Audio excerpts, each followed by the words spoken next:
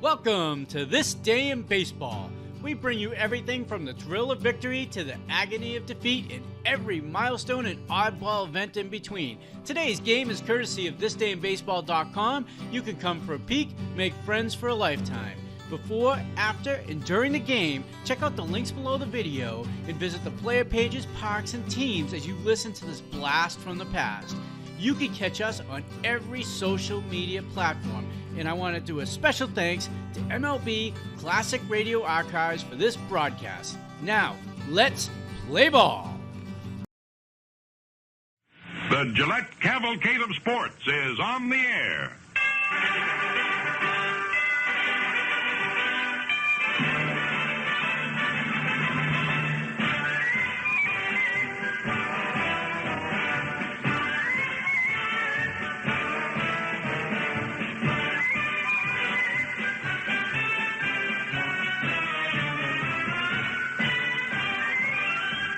And feel sharp, think this new Gillette. It's a razor that you quickly set for your beard, your skin. It's up to you. It's adjustable and man, it's new, brand new.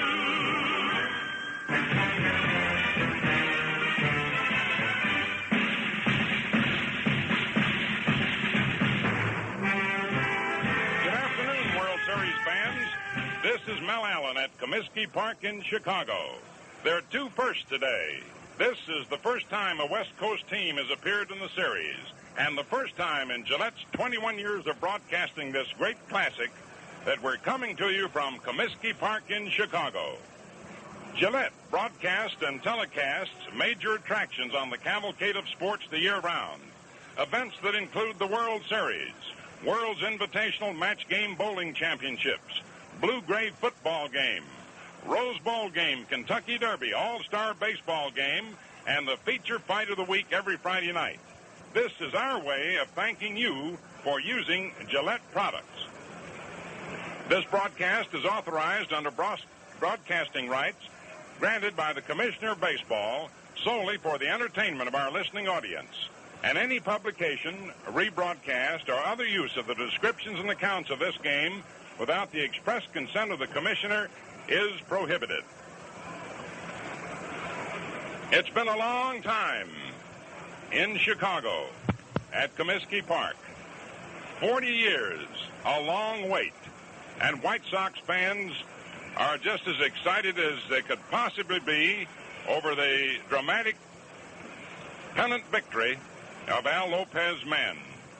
And what could be more dramatic than the Los Angeles Dodgers, coming from 7th place last year, going into a playoff, winning it in 2 straight, and suddenly here we are, opening up the World Series a day later than scheduled because of the playoffs, and under perfect weather, 64 degrees, with a wind coming from the northwest at 8 miles per hour.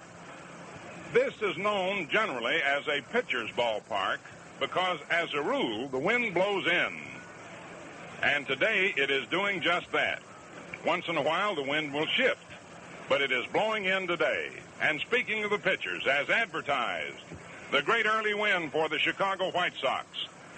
And the young man who finished sensationally after coming back to the Dodgers from the minors, Roger Craig.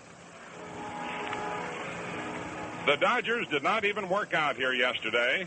They were tired. Manager Walt Austin said, "Get some rest, boys," and so they saw Comiskey Park today for the first time as they came out to take their practice. The umpires are coming out, and we're going to give you the lineups for the opening game of the World Series. For the Los Angeles Dodgers, Jim Gilliam leading off, third base. Charlie Neal, second base. Wally Moon, left field. Duke Snider, center field. Norm Larker, right field. Gil Hodges, first base. Johnny Roseboro, catching. Maury Wills, shortstop. Roger Craig, pitching. For the Chicago White Sox, Louie Aparicio, shortstop. Nellie Fox, second base. Jim Landis, center field. Ted Kluszewski, a late-season arrival in the White Sox batting order as they acquired his contract from the Pittsburgh Pirates, first base. Sherm Lawler, catching. Billy Goodman, third base. Al Smith, left field. Jim Rivera, right field. Early Wynn, pitching. The 1959 World Series is being brought to you from Comiskey Park in Chicago. May I help you? Yes. I want something to relieve my child's cough. My family takes Thorexin, the guided cough medicine. Guided? What do you mean? Well, Thorexin is guided right to the spot where coughing is controlled, the cough control center. You see, doctors know coughing is not controlled in the throat. Your throat merely follows orders from the cough control center, which sends the message, and you cough. Now, ordinary cough syrups don't even touch the cough center. Until now, only cough medicines with narcotics could depress this cough center. But narcotics may leave undesirable side effects. Instead of narcotics, Thorexin contains dimethorphan. Thorexin soothes your throat, then speeds through your bloodstream directly to the cough control center. Thorexin relieves coughing like aspirin relieves headaches. Fast, sure, safe for the whole family. So try Thorexin, the guided cough medicine. The Los Angeles Dodgers came into this World Series with a sensational finish, beating the Milwaukee Braves, the defending champions in the National League, in the playoff, and it was the third playoff for a Dodger ball club, and the third in National League history. The Dodgers in 1946 lost to the Cardinals, and in 1954 they lost to the Giants, but this time they won the playoff. Manager Walt Alston, who twice before has led the Dodgers into World Series competition, did a magnificent job in bringing his team from 7th place last year to first place, and that's the first time in National League history that has ever been done. The last time that happened in the American League, the New York Yankees in 1925 finished 7th and jumped back to first place in 1926. And the Boston Red Sox finished 7th in 1945 and jumped to first place in 1946. This ballpark, to give you a bit of an idea of its layout, is standardized in the distances all around the park. From home plate down the left field line is 352 feet. 352 feet down the right field line. At a point in left center, it's 375. At a similar point in right center, 375. Straightaway center are the two bullpens divided and a little fence about 4 or 5 feet high, and it's 415 feet away. It's a double-decked affair. It is a pitcher's ballpark as a rule, and plenty of running room for the outfielders to go get those drives. We will have different dimensions, of course, when we go to the Los Angeles Coliseum. There is a fence 12 feet high. The double-decked stands will run, of course, somewhere in the neighborhood of, 75 or 80 feet high to the top of the pavilion. To get to the starting pitchers, Roger Craig, for the visitors, won 11 and lost 5. He's had quite a comeback year, just as has Early Wynn.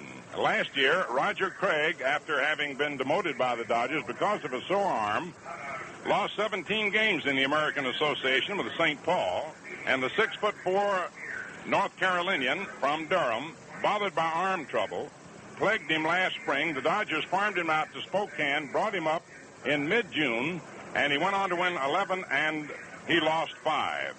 And he did a tremendous job, ended the 1959 season with a 5-game winning streak. Pitched complete games in his last 3 starts. He has pitched in 3 World Series games, 2 of them starts, starting the 5th game of the 55 series against the Yankees at Ebbets Field, winning 5-3, giving up 2 runs, 4 hits, and 6 innings. And in 1956, he started the 3rd game at Yankee Stadium, lost it 5-3. He was used in relief in the 7th game of the 56 series at Ebbets Field. His overall series record, 12 innings, 14 hits, 10 runs, all of them earned 8 walks and 8 strikeouts. Early Wynn is one of the all-time winning pitchers. At 39 years of age, he won 22 games. He lost 10. He pitched in only one World Series against the Giants at the Polo Grounds and lost it. He has won 271 Major League games and stands 15th among the all-time winners. He led the majors in victories this year, and in his only previous series game, he started for Cleveland against the Giants in the second game in 1954, losing it 3-1, giving up only 4 hits in 7 innings. These two ball clubs sport good defense. The Dodgers figure to have a little more power. The Dodgers have depth in pitching, though, as Walt Alston says, a great deal depends on control. When they have control, they can pour the ball by you.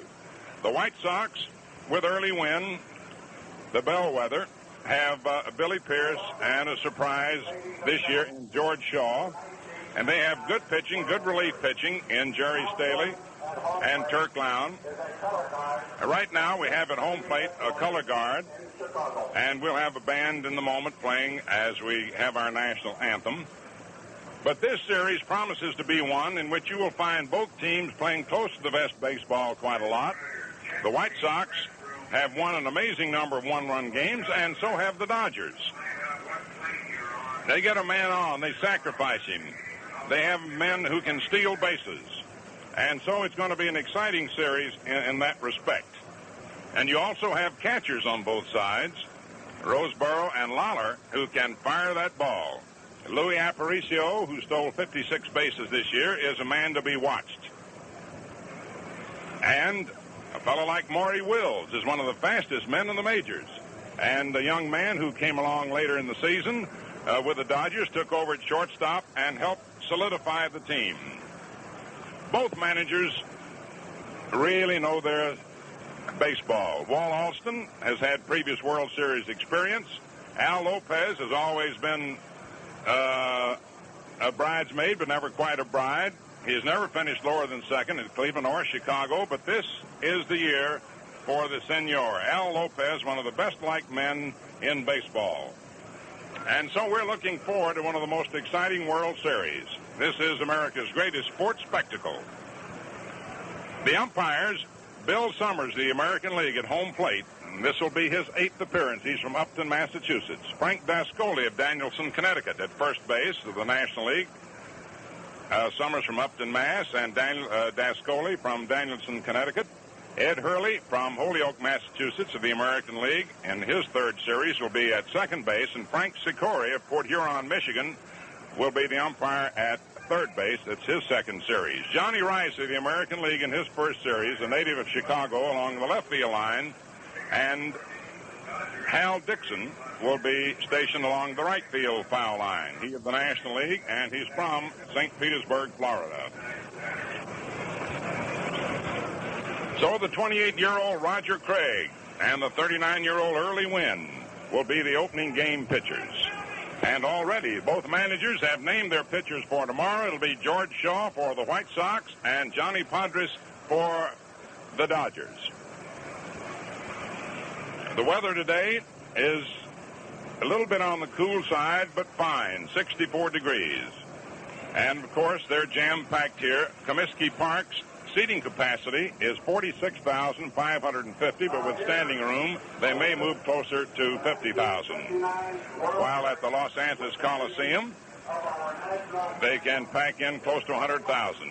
But right now, we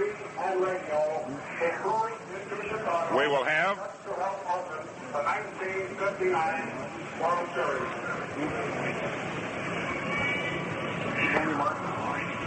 And now our national anthem, Tony Martin.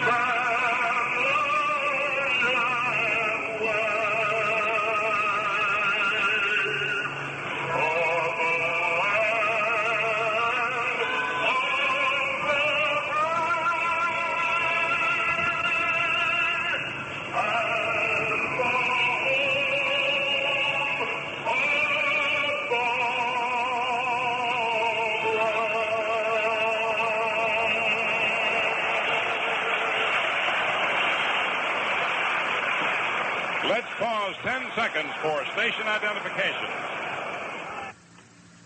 WGY 810 on your dial and WGFM Schenectady.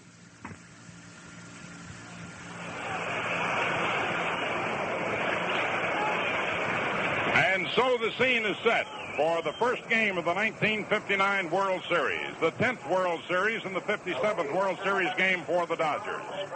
This is the 4th series and the 21st series game for the White Sox.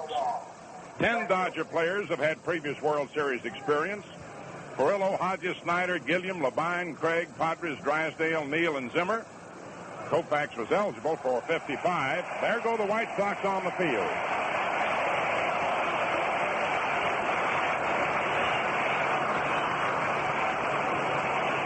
Smith, Jorgensen, Lawler, and Wynn are previous series men that are on the White Sox team, and they were with other clubs. As the White Sox take the field, and as we get set for the first game of the World Series, it is with great pleasure that I turn the microphone over to my colleague, one of America's great sports voices. Our paths crossed many times on national sports events. During the season, he broadcast the Philadelphia Phillies games.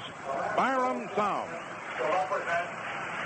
Thank you very much, Mel. And right now, Red Faber, who was on the championship team in 1917 when the White Sox last won the World's Championship, makes the first throw. His old battery mate, Ray Schalk, is also here. And, of course, it's great to see these old-timers. As Mel mentioned, the White Sox are already on the field. You couldn't ask for a better baseball day. And now the Dodgers are getting ready to go to bat. Now, this World Series, as you know, has to go 4 games, and it can go as long as 7. Matter of fact, over the last 3 years, the series has carried to the full 7 games. 39-year-old right-hander Early Wynn is now warming up. His only World Series performance in 1954, he was defeated, and the fellow that actually knocked him out of the game was the fabulous Dusty Rhodes. Now, the Dodgers have come into the World Series after winning 2 over the Milwaukee Braves. It's been a fantastic Cinderella team that comes here from Los Angeles. And as Mal mentioned earlier, they were so tired after their plane trip back to Chicago that they did not work out here yesterday.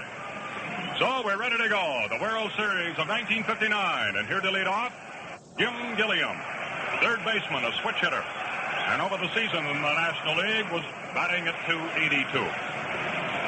Now Wynn has most everything at his control. He's a fierce competitor. He's fast. He throws slow, tantalizing curveballs. He throws a screwball. Here comes the first pitch of the ball game. Gilliam takes it down the pipe as strike 1. Gilliam will be followed by Charlie Neal and Wally Moore. Roseboro, later on, of course, coming up batting 7th. Craig against Wynn today. Inside and low, 1-1. Wynn won more games than any other pitcher in the major leagues. Quite a comeback. He won 14 a year ago, but this season, a 22-game winner. The Husky swings into action. Strike 2 is called on Junior.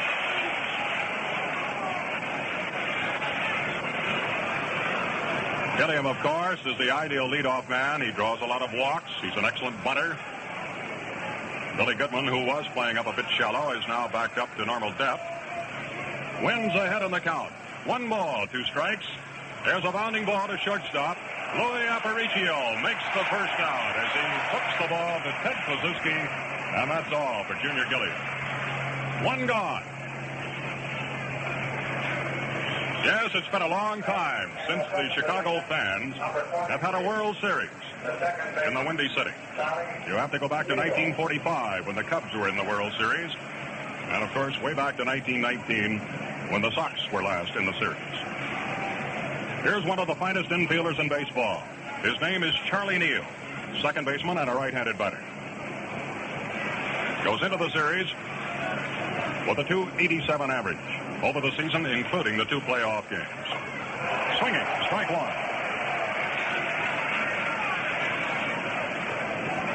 Charlie will be a tremendous threat back at the Coliseum. That's where the third game will be played next Sunday, for he has hit most of his 19 home runs at the Coliseum.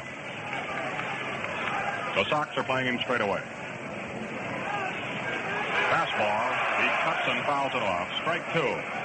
Now, Charlie is rated as one of the best curveball hitters in baseball. And these first two pitches offered up by Wynn have been fast ones up around the letters.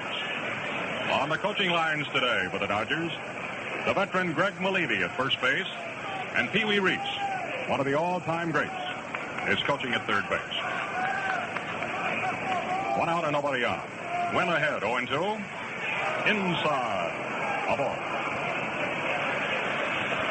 It's very interesting to notice the skipper, Al Lopez, standing here at the extreme right end of the home team dugout, which is located just off to our left on the third base side. He was trying to make an adjustment on his right fielder, Jim Rivera. Outside, breaking pitch, 2-2. I would say the crowd is over 50,000 today. Standing room only. All points lead to Comiskey Park today.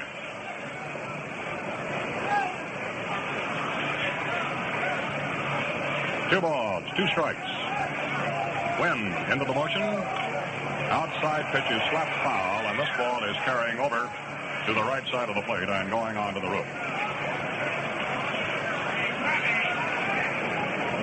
Most of the streets in Chicago have been designated as one-way avenues. Later on, when the game is over, they all lead back to the loop. Even new street signs have been added here to show people, the visitors, how to get to this famous Comiskey Park. Two balls, two strikes. Long fly ball, but it's curving foul to left. Al Smith coming over, but it disappears into the upper deck. Two balls and two strikes. In the on-deck circle is Wally Moon.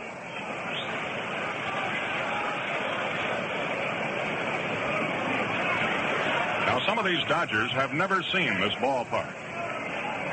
And these teams did not even meet in spring training. They had a couple of games scheduled, but they were rained out. 2-2. Another foul. Neal stays alive. Now your infield for the Sox. Billy Goodman operating at third. Aparicio at short. Ellie Fox at second base. Ted Kluszewski, the huge first baseman who came over on the 25th of August at first. And in the outfield, it's Al Smith, Jim Landis, Jimmy Rivera. Waller catching. 2-2. Ball three is low and outside.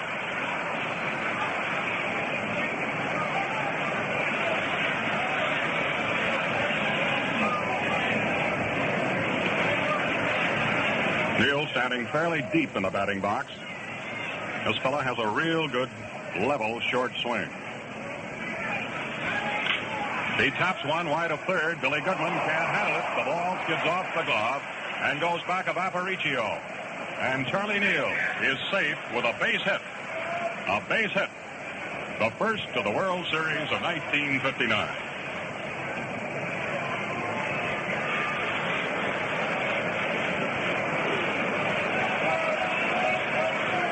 Manager Walt Alston will tell you Wally Moon coming to bat. This wiry Texan was the most consistent ball player he had all year. He came from the St. Louis Cardinals, and he played in practically every game. Wally is a left-handed batter. Mel and I were trying to decide whether he was in left or right, but today he is starting in left field. Now Wynn keeps an eye on the base runner, Charlie Neal. A token throw, he's safe. 1 out and 1 man on in the top of the first inning. The Dodgers at bat. Wynn throws. Strike called. A good fastball.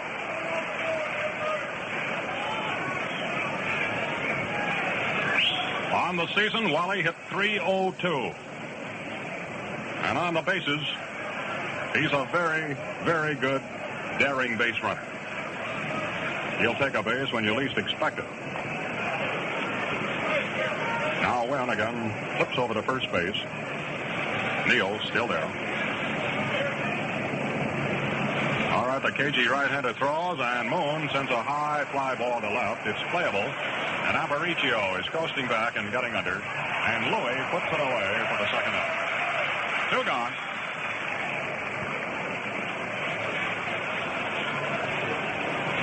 Duke Snider, veteran of many World Series, batting in the cleanup spot, now coming in. It's amazing that Duke has been in 6 World Series. He's been in 32 ball games. And, of course, in a couple of those series against the Yankees, he was red hot.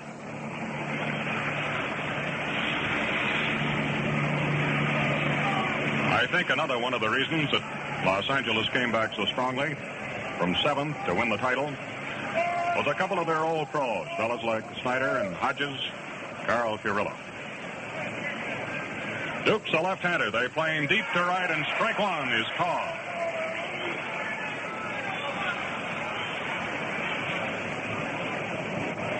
Now, the wind at all times in Chicago is a factor, and it is blowing directly in from center field at about 8 miles an hour.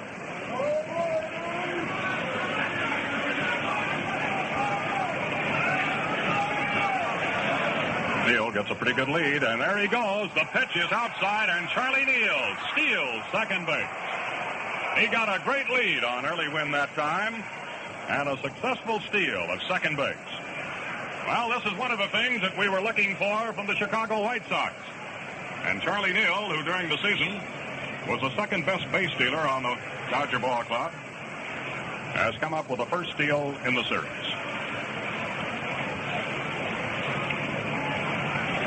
Now they've got a runner at second base. The count on the Duke, 1 ball, 1 strike. Now Lawler's throw was accurate enough, but it was a late. Here we go. Foul, but sent directly back into the screen. Well, the press box today is completely overloaded. Down in front of us, the visiting scribes from all over the country are actually sitting in some of the choice seats here that would be utilized during the regular season. And Mel and I have a wonderful position to call the game today. We're directly behind home plate, sitting up high, just under the rooftop. 2 men are gone. No score, but the Dodgers have Charlie Neal at second base.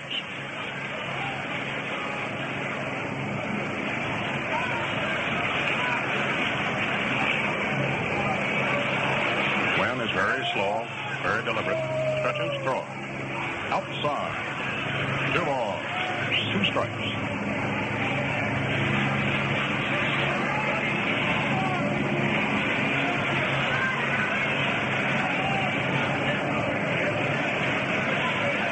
Little Nolly Fox, who plays the hitters about as well as anyone, plays a very deep second base on Snider.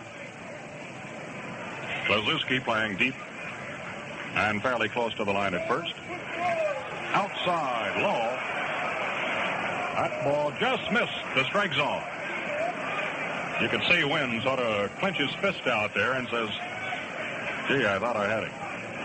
A full count on Snider.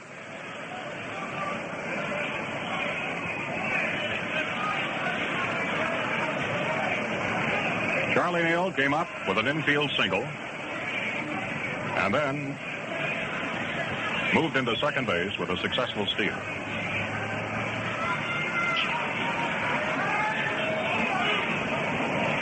Now something's got to give. Wynn on the stretch. Here's a pitch. High for ball 4. Snider walks. And the Dodgers have runners at first and second base. Well, you could see Wynn was certainly trying to work the corners, and he didn't give Snider too much to hit at. Now Norm Locker is hitting in the number 5 batting spot. Norm Locker.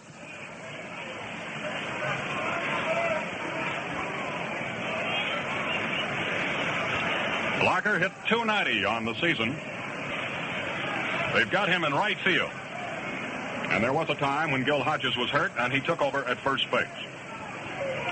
Sends one foul, a high twisting ball. It's off on the third base side. Strike 1. Locker has to be one of the most underrated players on the Dodger Ball Club. He reminds me a lot of Nellie Fox. He's had to fight his way into the major leagues. And this fellow was a consistent 300 hitter 4 years in a row in the minor leagues before he got a chance in the big show. Austin loves to rave about this fellow's swing. A short swing and a very level swing. He's a left-handed batter. Wynn cuts loose outside. 1-1.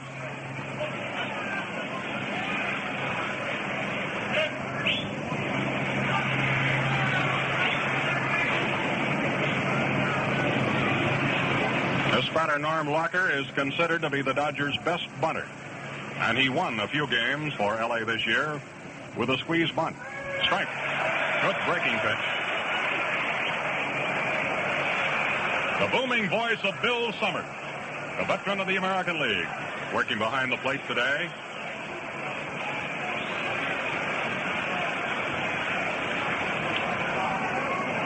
Also, we have two added umpires today, one down the right field line and one down the left field line. This is the first game of the World Series. The Dodgers are posing a threat here in the first inning. 2 on, 2 out. And Walker the batter. Wynn ahead. He throws. There's a well-hit ball to right field. Jimmy Rivera is over though, waiting. And the White Sox have come out of the first inning. Los Angeles, no runs. 1 hit. 2 left. There were no errors. The score completing a half inning from Comiskey Park today. L.A. nothing, Chicago nothing. Well, the leadoff man in the bottom of the first inning will be Louie Aparicio. And what a ball player he is. Unanimously voted the top shortstop in the league. He is a leading candidate for the Most Valuable Player award. Of course, Louie is a Gillette user and one of our top boosters. Now listen what he has to say about the new Gillette adjustable razor. Yes, there's nothing like a razor you set to your own skin and beard. Boy, what comfort I get. Now, fans, you'll agree with Louie, I'm sure, that once you try that amazing new Gillette 195 adjustable. And here's why. This sensational new razor has a dial located right on the handle. You adjust it instantly to match your particular combination of skin and beard. Now, there are 9 different numbered stops. At the settings with the lower numbers, you expose less blade edge. As you dial a higher number, blade exposure and angle increase. With the adjustment that's exactly right for you, well, shaving is a breeze. Clean, quick, and with comfort that's almost unbelievable. Yes, the Gillette adjustable with dispenser of Gillette Blue Blades and travel case costs just $1.95.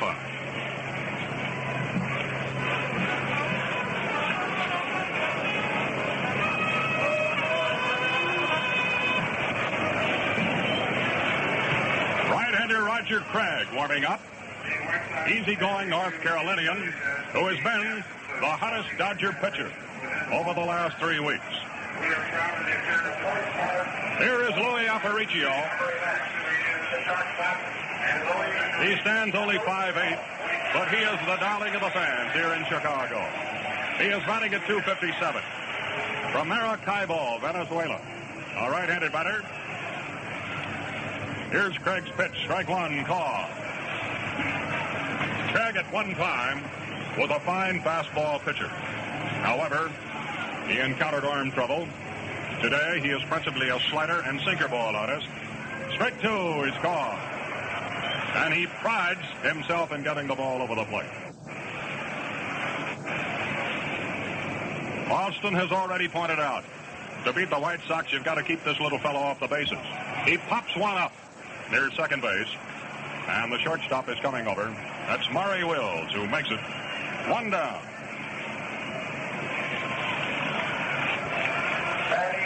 Nellie Fox.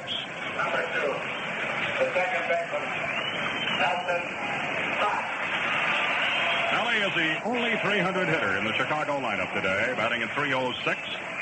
But what a competitor he is. Bats him left-handed. From St. Thomas, Pennsylvania.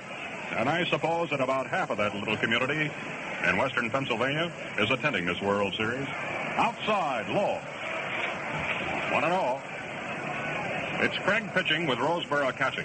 Your infield is Junior Gilliam, Maury Wills, Charlie Neal, and Gil Hodges. Blocker, Snider, and Moon holding down the outfield.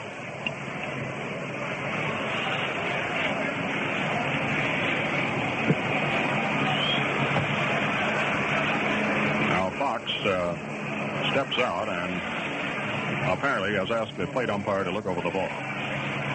1-0. Outside, a ball. Now Fox is an unusual hitter. He cataloged as a spray hitter. He stands right on top of the plate. And he gets many of his hits to left field. High for ball 3. Well, the Dodgers had 2 men on in the first inning, but could not score. It's 0-0 in the first game of the World Series from Chicago. Strike.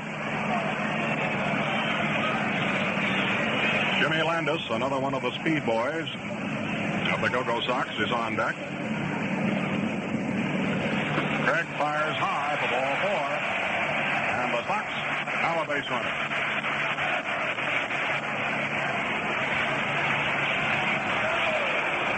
Outfielder Jimmy Landis coming up. Number 1, the center fielder, Jim Landis. Jimmy Landis, one of the bright stars coming along. You just can't beat this fella in the outfield. And Lopez gets a lot of credit for the patience he's had with this youngster in bringing him along as a batter. Strike 1 call. Over the past season, he hit .264. Jimmy Landis. And I noticed the Dodgers, and they've scouted this club very, very well. They play him to left. Here's a pitch out, a throw to first base, and there goes Fox sliding in. He's back safely. Now the Dodgers figured that Fox was going to be on his way.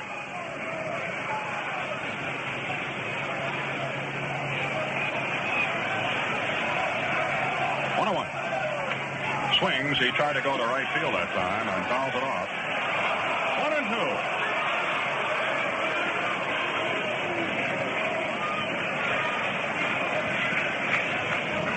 Now, the second game of the World Series will originate here in Chicago tomorrow, and it will be coming on the air at 1:45 Eastern Daylight Time. It has been announced that Johnny Padres and Bob Shaw will pitch tomorrow. Saturday will be a travel date, and the third game of the World Series will come from Los Angeles on Sunday. At a later time, another foul. Craig working at outside edge on this young outfielder. 1 ball, 2 strikes. Landis is 25 years old, and he hails from Richmond, California.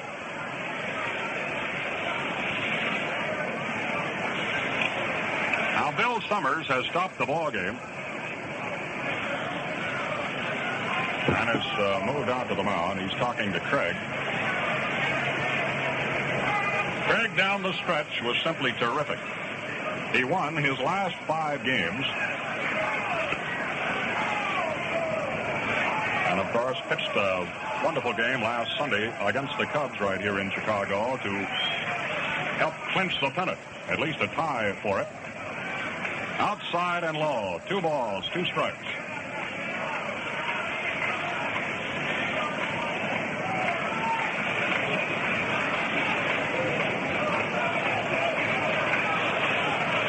One gone. Fox edging off at first base. Outside and low. He just missed with his slider pitch. 3 balls, 2 strikes. Now the coaches for the White Sox, Tony Cuccinello at third base, and Don Gutteridge really whipping up some enthusiasm as a coach at first base. Here we go. He swings, a line drive, a base hit into right center. Fox is going to make it to third base as the ball is fielded by Locker. A single. And the White Sox fans are really cheering now.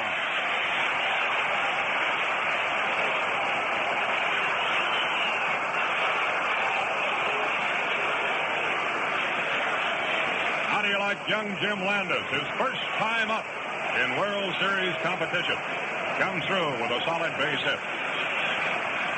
Well, the White Sox have runners at first and third, one out. And here's one of their late additions. He's been quite a ball player. The Mammoth, Ted Kluszewski, who was born and raised right here near Chicago, but today makes his home in Cincinnati. He joined the White Sox, coming over from Pittsburgh on the 25th of August. Outside a ball. On the season, he hit .275. And about 3 years ago, it was doubtful if Ted was going to stay in baseball at all. He had a very, very severe hip and back condition. Strike. 1 ball, 1 strike.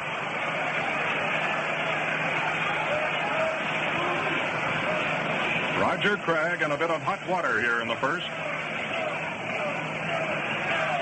Fox got a walk. And Landis hit a 3-2 pitch. Lined it over Charlie Neal's head into right center. 1-1. There goes a runner. The hit and run is on. A base hit. Here comes Fox home, and the White Sox lead 1-0.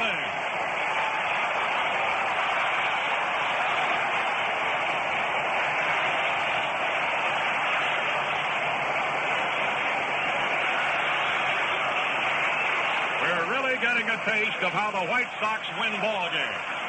Nellie Fox already at third. Landis took off. And, of course, just the movement of the base runner sometimes throws the infield a bit off.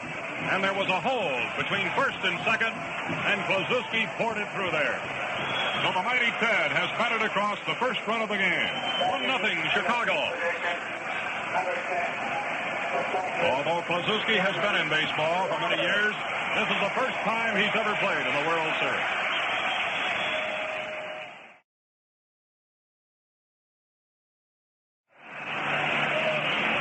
Batting at .266. He tries a bunt, and he loops it foul. Strike 1.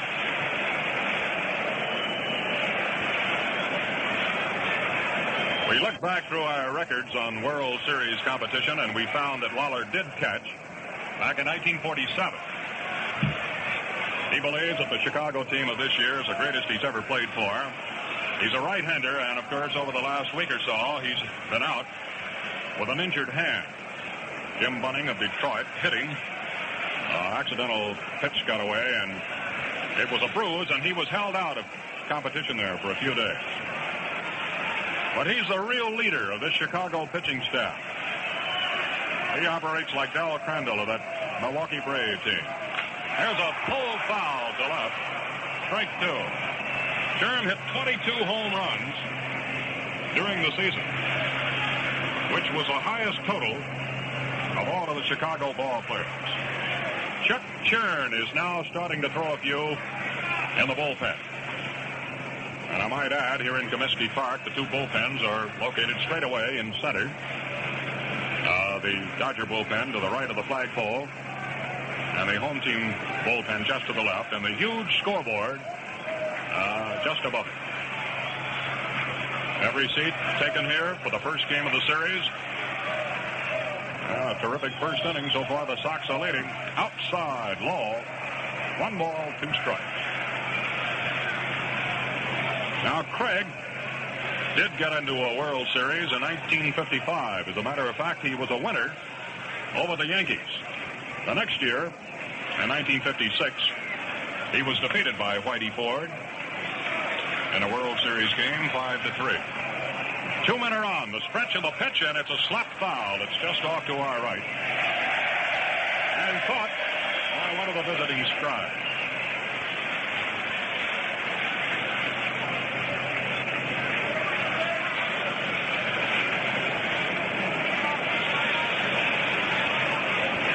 Needless to say, there were hundreds and hundreds of writers talking with Craig before the game. He seemed to be more concerned about his hitting. He says, I'm not a bad hitter. He throws. Outside, low. 2 balls and 2 strikes.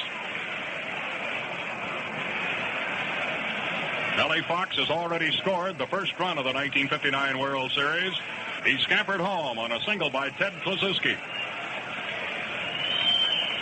And Craig is not out of the woods by any means. Landis is now at third. Kluszewski at first. One out. Inside and high. Ball 3. And they've got Craig working. It's the second 3-2 count he's run up in the last half of the first inning. 1-0's the score. The Chicago White Sox lead. 3 balls, 2 strikes. A pop foul. It's carrying, I believe, out of play. Yes, coming over just beyond the photographer's ledge.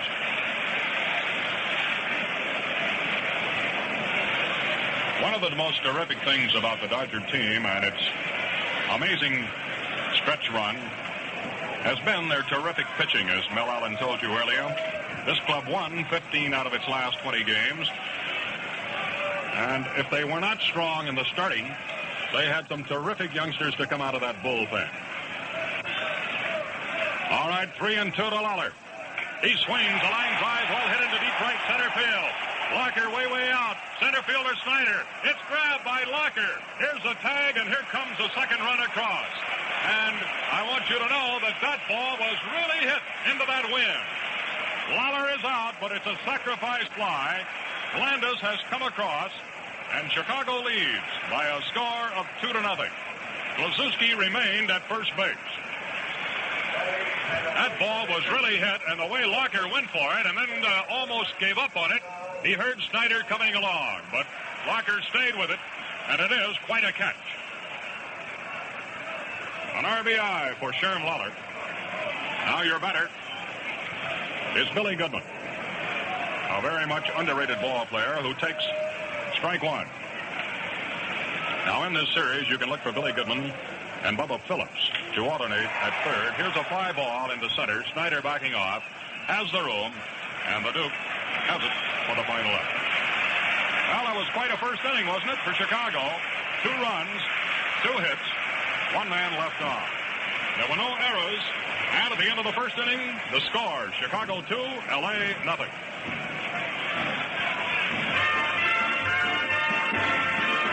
Just twist that dial and you're all set with the adjustable razor by Gillette.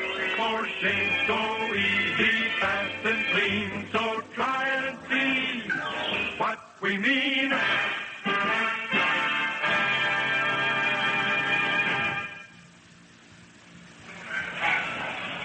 We pause now, 30 seconds for station identification.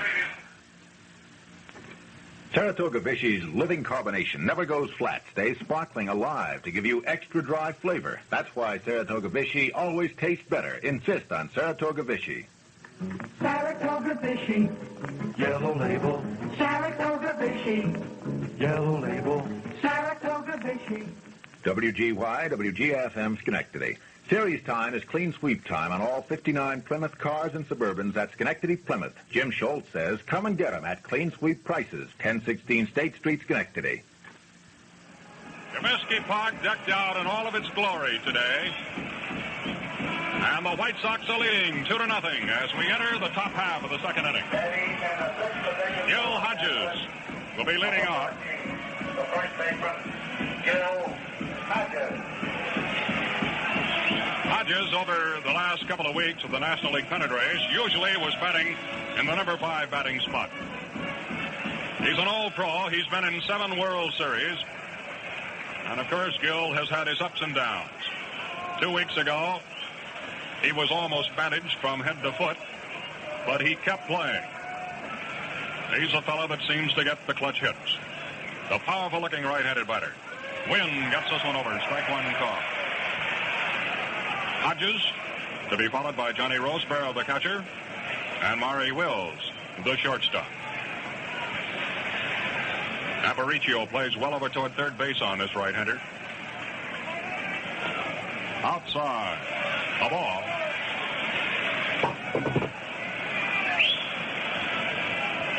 Early Wynn is working today against Roger Craig. And, of course, in a series that cannot go more than 7 games, winning that first one is a mighty big item. Outside, ball 2. Now Wynn, it appears, has great stuff. He's trying to work the corners. He ran the count full in the first inning on 2 batters and lost each one of them. 2 balls and a strike. There's a well-hit ball to left field. Smith backing up. He's near the wall. He has it. That ball was hit a good 350 feet away. And it's only 352 feet to the left field wall. To give you an idea. 1 down.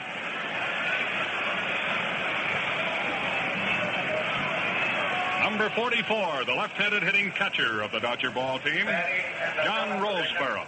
Number 44. Johnny Roseboro from Compton, California. Johnny didn't hit too high on the average, but he certainly came up with some big hits over the last week. Fouls this one out of play, strike 1. Many of you remember his home run at Milwaukee on Monday. Won the first game in the playoff, 3-2. Good power to right. Nobody on, 1 out. Wynn cuts loose, a change, it's high. 1-1.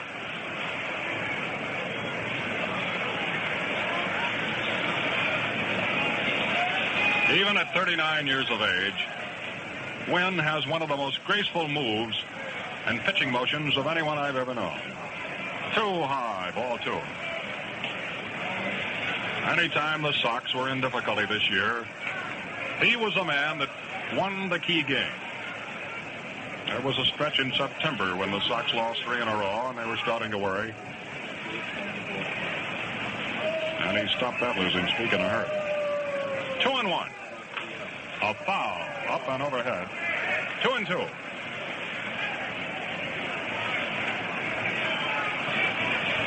It's nice to be talking with you. The World Series is underway.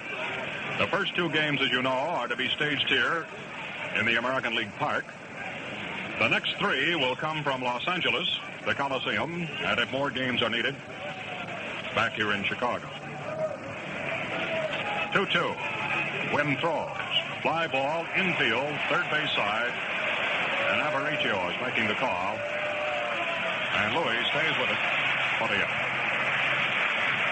You know, with a glove and on base, there is no equal to that little fella, Aparicio. 2 gone. The score is 2-0. The White Sox lead in the first game of the World Series. Maury Wills, shortstop, is being announced. Now, Maury has certainly been an integral part of this Dodger success. He wasn't even with the Dodger ball club in spring training. He has become a switch hitter, and he certainly did a tremendous job for them in the month of September. Strike 1 call. He is batting left-handed. While he hit .260 on the season, he hit better than .400 in the month of September. 2 gone and nobody on. Foul. Spinning off on the third base side. Strike 2.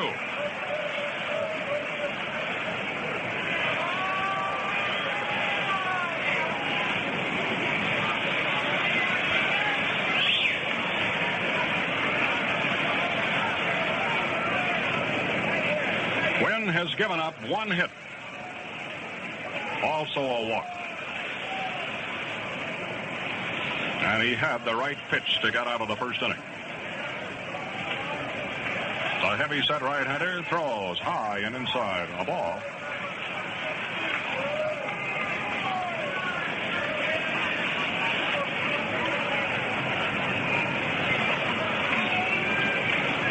At the moment, the sun has disappeared. Temperature reading is in the mid-60s. High and outside, ball 2.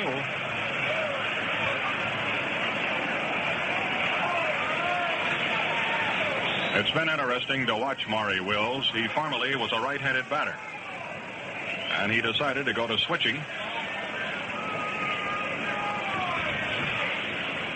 Built along the lines of Louie Aparicio. 2-2. Outside, ball 3. He was telling many of the writers, broadcasters, and TV men today that Richie Ashburn gave him a little tip. He found that he was lifting his left leg just before swinging into the pitch. And on that tip, he went on to have a tremendous late surge. 3-2. He struck him out. That's all for Maury Wills. A strikeout for Wynn. No runs, no hits, nobody left on for Los Angeles. And at the end of 1.5 from Comiskey Park, the Dodgers nothing, Chicago 2. You know, there's almost 1,000 sport writers covering the news of this game today. And now here's another piece of news. That Gillette 195 adjustable razor gives shaving comfort like you've never had before. Have you tried it yet?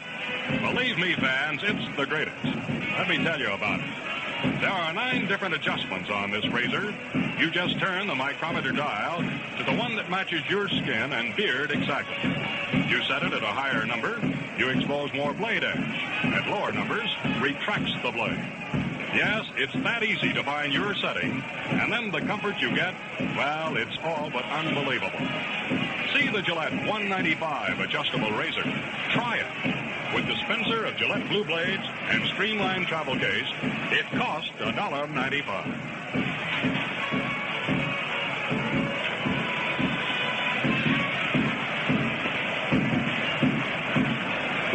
Along with Mel Allen, this is By Song. We're sitting in on the first game of the World Series. The Sox lead 2-0. Roger Craig getting ready to go, and the batter is Al Smith. Number 16, the left fielder, Al Smith. Smitty was in one of the World Series. As a matter of fact, he got a home run in the first inning. He's happy to be here in Chicago. On the season, he hit .237, and Craig pitches a quick sinker inside and low. 1-0.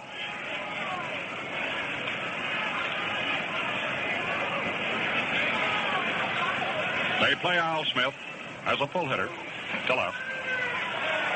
Strike, says Bill Summers.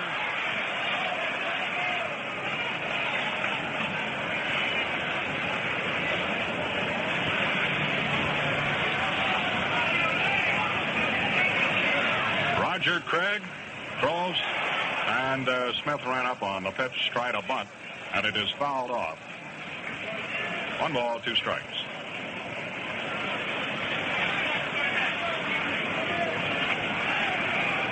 The White Sox made good use of a walk, 2 singles, and a sacrifice fly to get 2 runs home in the first inning.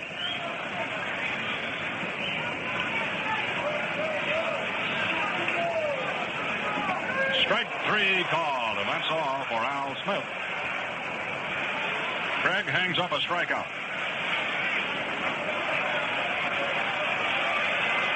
Batting in the 8th position, number 7, the right fielder. Right fielder, Rivera. Jim Rivera.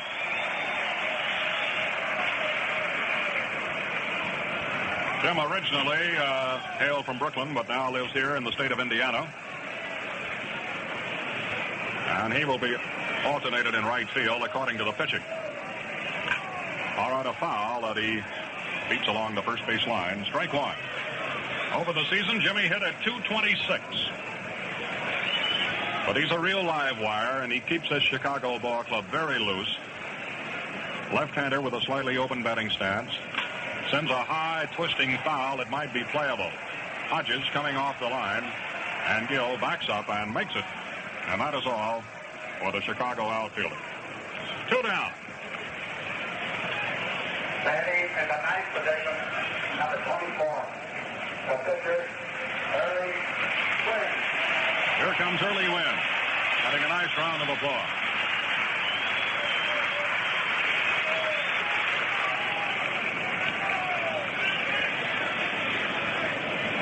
It's going to be interesting to see how Al Lopez will rotate his starting pitchers. But the Chicago writers have been speculating all week that This fellow is likely to be a starter in 3 different games if the series goes that far. Now, Wynn is considered to be one of the best hitters in baseball, and he's a switch hitter. He had a .244 batting average over the season. He had 22 hits, and he also hit a couple of home runs. He is batting left-handed against Craig. Swinging, strike 1.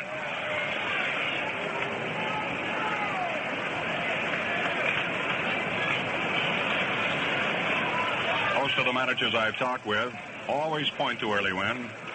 They were asked, what pitcher would you like to have if you had to win one ball game? Strike 2. Ball. I notice that Craig works a little more faster between the pitches than Wynn. 2 gone. 2-0, Chicago leads. Taps the ball to the mound. Craig bobbles, recovers, and throws. And that's all for early Wynn. 3 up and 3 down in the second inning for the Go-Go Sox. We have now completed 2 innings in World Series game number 1. Score, White Sox 2, LA nothing. Now, with the miracle of guided medicine, you can relieve your cough as easily as you relieve a headache. Take Thorexin, the guided cough medicine that goes to the right spot, your cough control center. Doctors know coughing is not controlled in the throat. Your throat merely follows orders from the cough control center, which sends the message, and you cough. Now, ordinary cough syrups don't even touch the cough center. Until now, only cough medicines with narcotics could depress this cough center. But narcotics may leave undesirable side effects. Instead of narcotics, Thorexin contains dimethorphan. Thorexin soothes your throat, then speeds through your bloodstream directly to the cough control center. Thorexin relieves coughing like aspirin relieves headaches. Fast, sure, safe for the whole family. So get Thorexin, the guided cough medicine. Roger Craig will be leading off in the top of the 3rd inning. In the 9th position for Los Angeles, number 38, the pitcher, Roger Craig. Roger Craig, a right-handed batter, leading off against Wynn.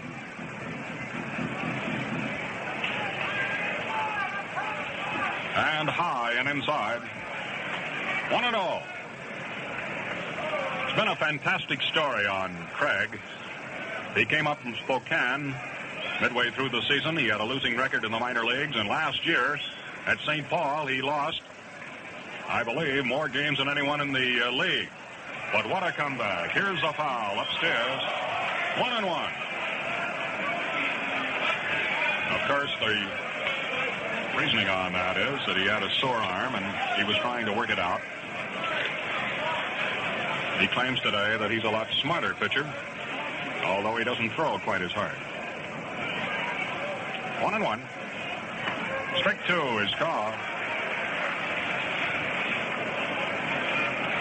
Lead-off batter, and he'll be followed by Jim Gilliam.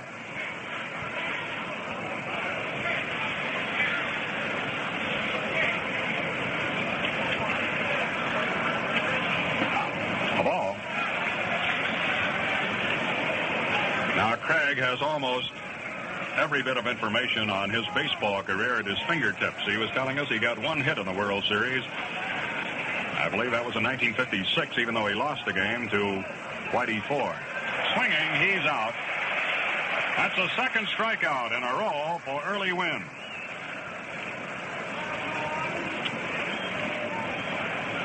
And here we come to the top man in the batting order, Junior Gilliam. Remember, at one time he played second base, and for a while, when the Dodgers had a championship team a few years back, he was in left field. There's a pop-up. It is playable, and L.A. Fox is backing off. Fox is under and has it. 2 gone.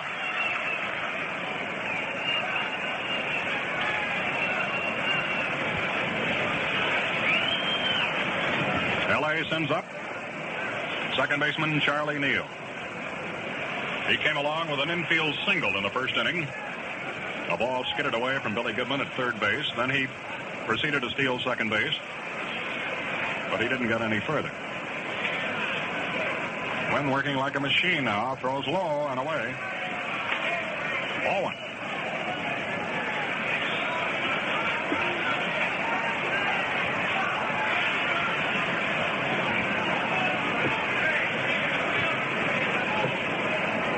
Two out and nobody on. Outside. 2-0.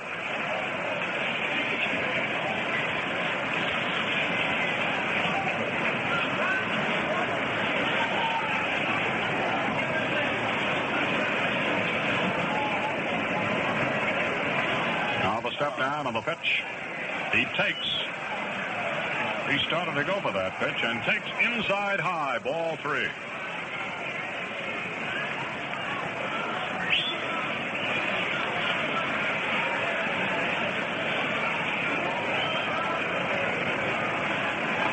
Strike.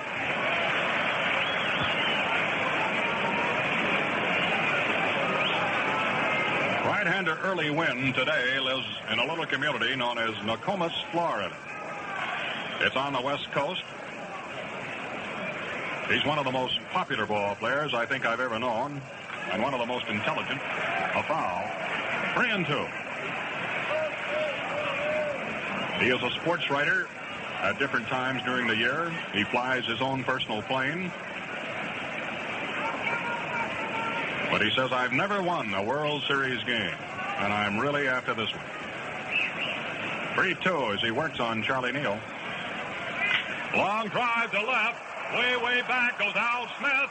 This ball is foul. It is foul. It went into the seats, but it's foul. And that's one of the reasons we have the extra umpire along the lines. That's John Rice of the American League, who was in a tremendously good spot to call it. Neal just missed a home run, and he didn't miss it by very many feet, believe me.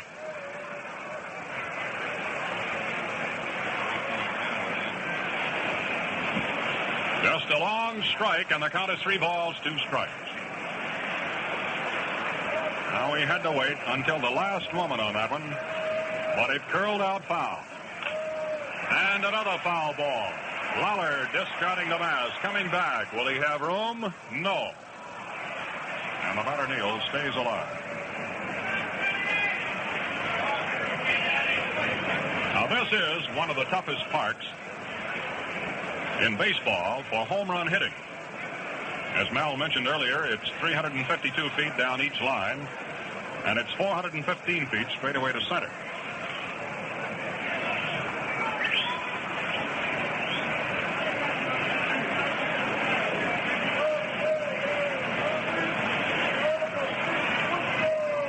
Early delivers. There's a top ball, a wide of third, but here's little Aparicio, and Louie gets his man. A great play by Aparicio, and it's the final out here in the third inning. No runs for L.A., no hits, nobody left. We go to the last half of the third inning. It's still Chicago 2 and Los Angeles nothing. Well, Casey Stengel is certainly as good as his word. He said he'd be at today's game, even if he had to pay to get in. And believe me, he's here. You know, old Case is never at a loss for words. And he sure had some nice ones to say about that remarkable new Gillette 195 adjustable razor. And here they are. No razor I ever had even comes close to that new Gillette adjustable of yours. Believe me, you get clean, comfortable shaves that are tops. Yes, that's the story. Never before has there been a razor like the Gillette adjustable. You simply turn the adjusting dial to get 9 different degrees of edge exposure and edge angle. One fits your exact requirements. You find your setting in a jiffy. A turn to the left gives less exposure. Dial to the right for more blade edge. The Gillette 195 adjustable is a one-piece razor. Changes blades instantly. Wrenches clean fast. And it's sold with this guarantee. You get the finest shave that you've ever had or your money back. In trim travel case with Gillette Blue Blades dispenser, the Gillette adjustable costs only $1.95. And here we go. The leadoff man is Aparicio. He sends one into right. Waiting for it is Locker. And that is all for Aparicio. Goes for the first pitch. Yes, it's World Series time. And all roads in the Midwest are leading to Comiskey Park in the south side of Chicago. Aparicio has gone out twice now. And this is Nellie Fox. Foxy drew a walk in the first inning and scored the first run of the game. Strike one call.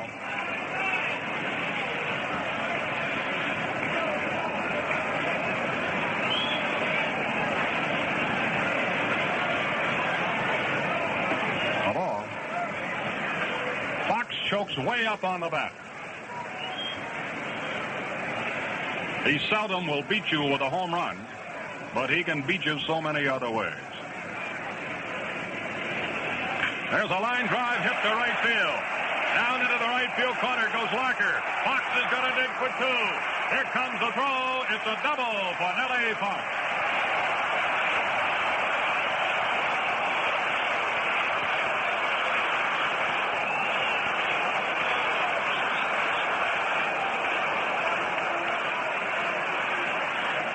Well, the first extra base hit of the ball game. Fox at second base, one gone. Jim Landis coming along to bat. You know, that kind of fooled us, too, in the broadcasting booth, because Foxy most of the time goes to left and left center for his hits. This is Jim Landis. He singled in the first inning. There's a ball to right field, a base hit. Fox is heading for the plate, and he's going to score without a throw. Norm Walker heads to second. 3-0, Chicago.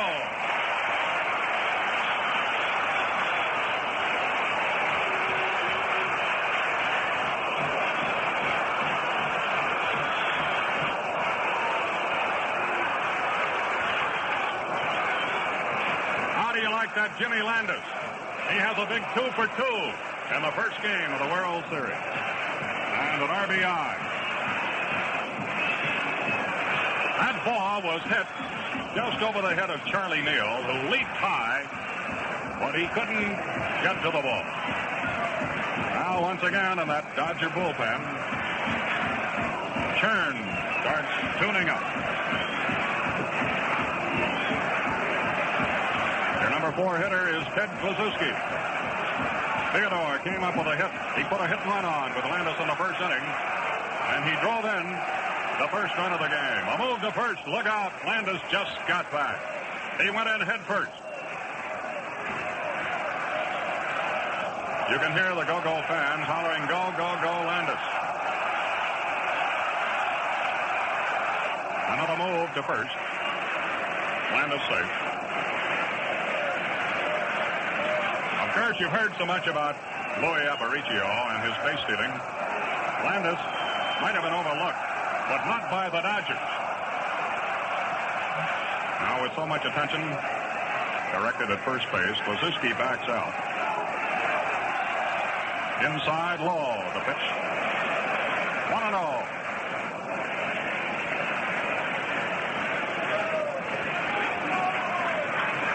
Time is out. Here's Neal coming in from second base.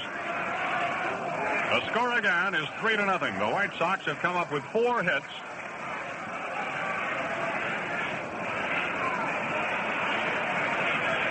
You know, just a few years ago, Klu was capable of getting 35 to 40 home runs a season.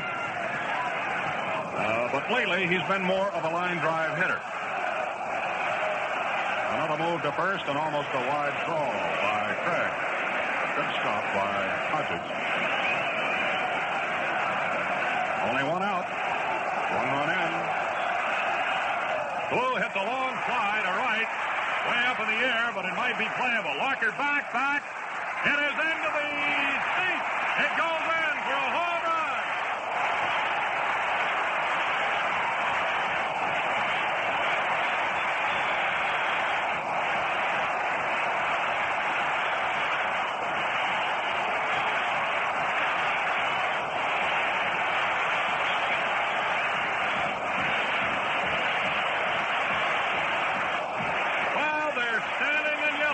Comiskey Park. Time is out, and Kluszewski is their boy right now. That ball took off and just got into the seat in deep right. It must have carried a good 360 feet. Walker had backed up against the wall, but dejectedly watched it go in to the second or third row. You know, after coming over to the American League earlier, Klu only hit 2 home runs to my knowledge, and they came in the same game. But, man, he really showed us power here. How about that, Mel? He sure did. Klu has helped this club a great deal. They've had a lot of problems at first base. Earl Torgeson, who played in the World Series in '48 for the White Sox, came over, but did not hit consistently enough. The White Sox have been trying out several first basemen. They needed a long ball hitter to go with Lawler, and they got Big Klu, and of course, while, as you said, he doesn't hit the home run as often as he used to, he's still dangerous, and he just proved it. Right you are, Mel. Now, in a moment, we'll have a new pitcher coming on, and Chuck Churn, we told you, has been warming up. Right now, we pause 30 seconds for station identification. WGY, WGFM Schenectady. Enjoy a perfect mixed drink every time with Saratoga Vichy. No other mixer can equal the extra dry flavor, the long-lasting sparkle of the Vichy with the yellow label. Saratoga Vichy, yellow label. Saratoga Vichy, yellow label. Saratoga Vichy. Sacrifice a little time to save. Save money at Troy Savings Bank, where deposits made before October 15th earn a big 3.25% from October 1st. Well, Roger Craig leaves. Manager Austin has made the first pitching change. And Chuck Churn, C-H-U-R-N, right-hander, comes on to pitch. Hails from Uniontown, Pennsylvania, 6'3", a 205-pounder. Now, here's a story on Churn. Los Angeles, number 45, Chuck Churn. Chuck was in 14 games for the Dodgers during the '59 season. He was one of their late arrivals. However, he did win 3 games. He lost 2 and had an earned run average of 4.94. So Craig has been knocked out after 2 1/3 innings. And what salvos? A double by Fox, a single by Landis, and a home run by Ted Kluszewski. After 2 1/3 innings, Craig is out. He gave up 5 runs, 5 hits. And that's the way the White Sox have been doing it all year. They get truly great mileage out of their hits. Of course, this Sox team, they have never been known as a powerhouse club, and yet here they're utilizing the home run in the very first game. Lawler is the batter against Churn, and the first pitch is a strike 1 call. Churn had a 3-2 pitch into center field in the first inning to get the second run home. A fly ball to left. Wally Moon is coming up. The center fielder is coming over. And they run together and they drop the ball. And into second base goes Lawler. Snider and Moon didn't quite make up their minds. And the ball is finally dropped. Let's see how they're going to roll it. Lawler arrives at second base.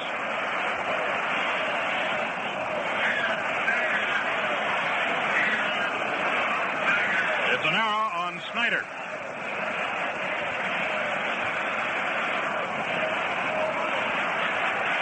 Well, the White Sox have breezed out in front 5-0. And Billy Goodman is up. Strike 1 called on Bill.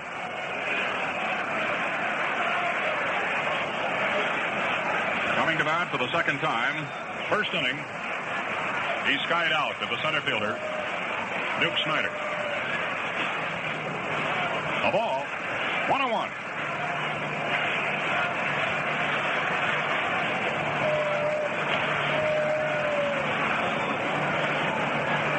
You know, the way the wind has been blowing today, there was some doubt as to whether Kluszewski's drive would get into the lower seats. But it made it.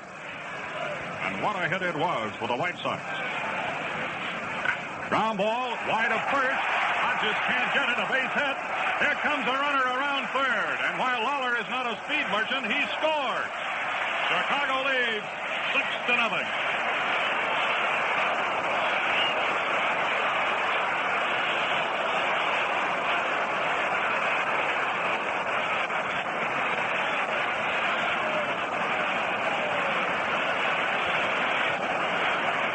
Lopez's team certainly has looked terrific. Here it is early in the World Series, but they're hitting that ball. That sixth run will be charged against Roger Craig. And left-hander Sandy Koufax is starting to tune up for the West Coast team. The last 5 batters to come to the plate have all been able to get on. The highlight of this inning, a home run by Theodore Kluszewski. Churn, side armor, pitching low and outside to Al Smith. 1-0.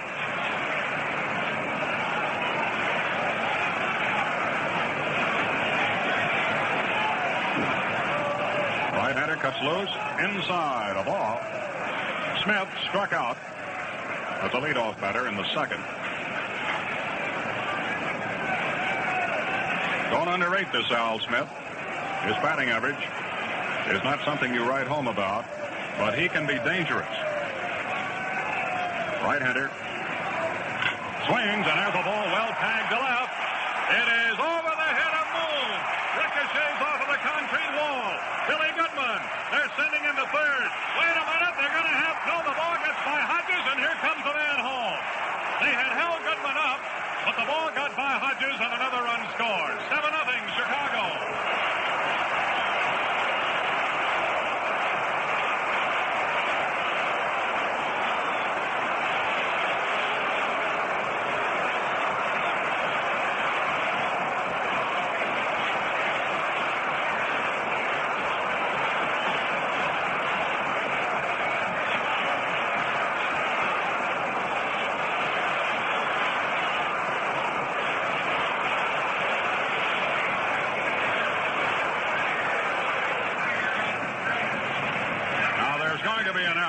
Sure. First of all, take nothing away from Smith. He doubled that ball clear over Moon's head. Moon then threw the ball towards second base, and they had held it one time, Goodman at third. But then the ball got by Hodges, and Goodman took off for the plate, and he scored, and with it, Smith arrives at third base. The infield is up. The batter now is Jim Rivera, and it's a strike one call.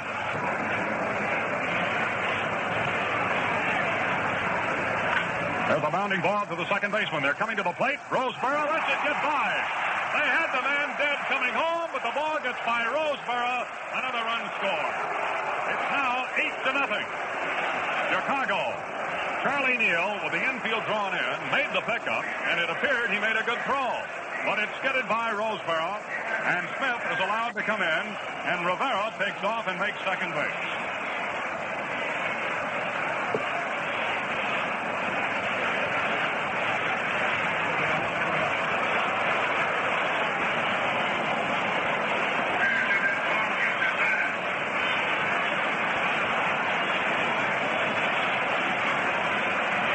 White Sox are having a big time of it. They rolled an error on Snider on that two-base hit off the wall by Al Smith. Snider made the throw, and Snider was charged with the error. Now here is still another error added against the Dodgers. The batter is Early Wynn. The pitch is a ball, low. The Go-Go Sox have batted around. Line drive to left center. That might be a hit. It is. It's in there for extra bases. Here comes another run home. Rivera scores, and Early Wynn chips in with a double. Oh, are these White Sox going to town? They lead 9-0. It's a double for Early Wynn. On the last play, they ruled an error on Neal. So this has really been a hectic inning for the California Nine. Early Wynn, doubles home a run. White Sox fans can hardly believe it, but are they having a lot of fun?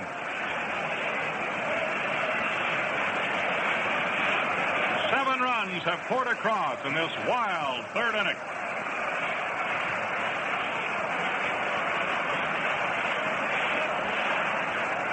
The batter now is Louie Aparicio, batting for the second time.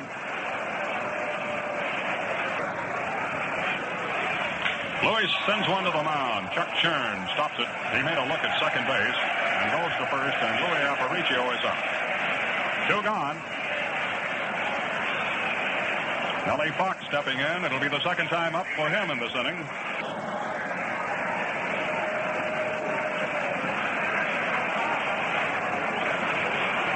Yes, Milwaukee scored 7 runs against Bob Turley and knocked him out in the very first inning. The second game of the World Series at Milwaukee last year. There were no errors in that barrage, however. Walks and hits. Now ball 1 is served up to Nellie Fox. He walked in the first inning and scored. He doubled in the third inning and scored.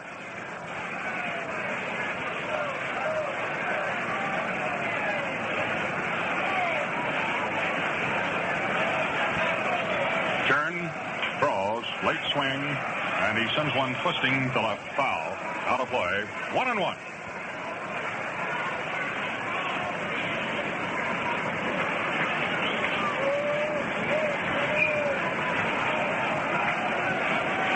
The Sox have 9 runs on 8 hits. Early win at second. Fox sends one spinning right out by Cuccinella. Just missed him. 1 ball, 2 strikes.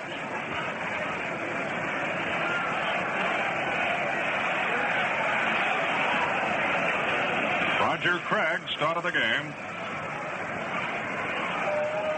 He was lifted midway through this third inning. The towering right-hander, Churn throws as a pass cut it down to short. The pickup is made by Maury Wills. Over to first in time, and that's the final out. What an inning, though, for Chicago. 7 runs on 6 hits. There were 3 Dodger errors, and 1 man left on. And at the end of 3 innings of play, the score reads, Chicago 9, Los Angeles nothing. Look sharp, feel sharp, be sharp and listen, mister. How are you fixed for play? Do you have play? How are you fixed for play? You better check. Please make sure you have enough, cause a worn out blade makes shaving mighty tough. How are you fixed for play? Better look, Gillette.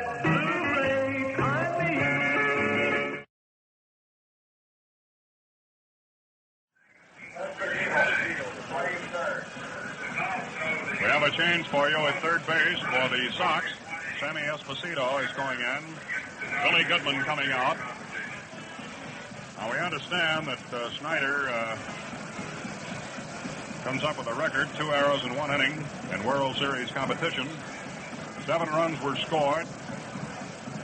And I do believe 3 errors in 1 inning might hit on a World Series record. But with it all, the White Sox have really stepped out front. Wally Moon will be leading off in the top half of the 4th inning.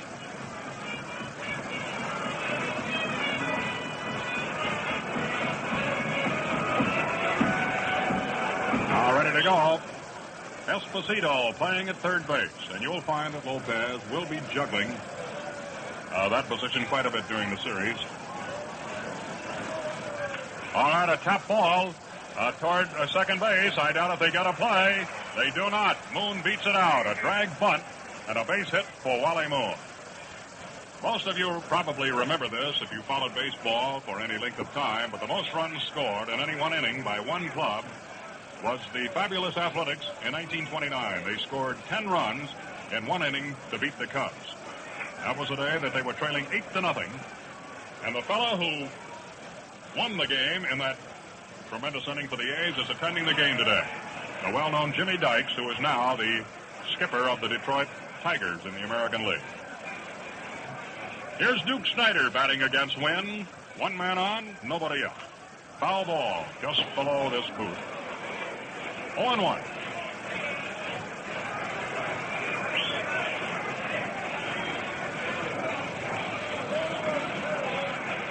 A riotous third inning for Chicago. They lead 9-0. Snider, the first trip, drew a base on balls. Long fly ball to right field. However, it hangs up, and Rivera is over and just inside the line. That is all for Snider. One down.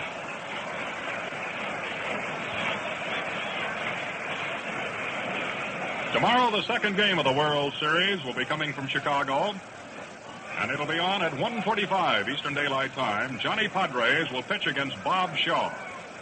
And if you can't be here, Mel Allen and I will be on the air to bring it your way. Outfielder Norm Locker. They've really had him flying through that outfield, haven't they? As a batter, he lined out to Jimmy Rivera in the first inning. Outside a ball.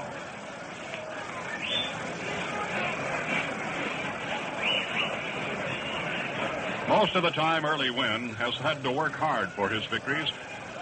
The 39-year-older now has a 9-run edge.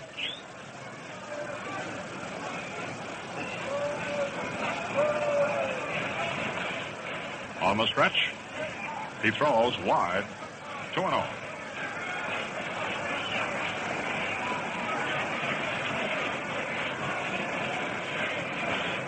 They have blocked out a few of the seats in the center field bleachers section to give a better background to the batter. Outside high. 3-0.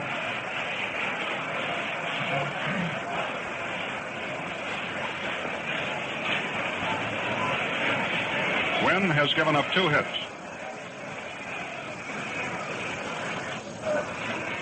Both infield singles. Strike. 3-1.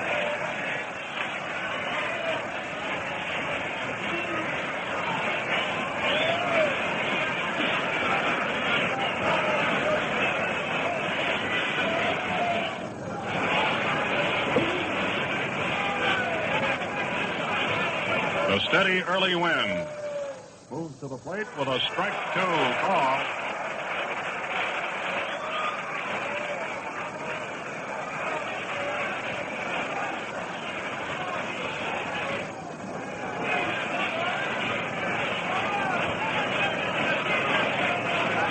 Moon located at first, 1 out.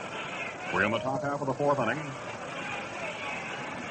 Locker sends a high twisting foul down the left field line, and it's getting over near the seats and ricochets back onto the playing field.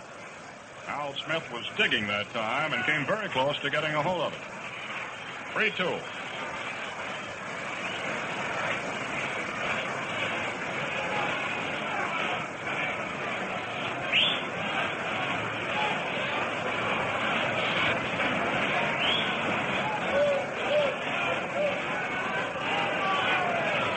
Waiting for Smith to return to left. Play resumed. Fly ball, well hit to center. Landis backing off, and the ball hawk surrounds it. 2 gone. That's all for Norm Locker. First baseman Gil Hodges.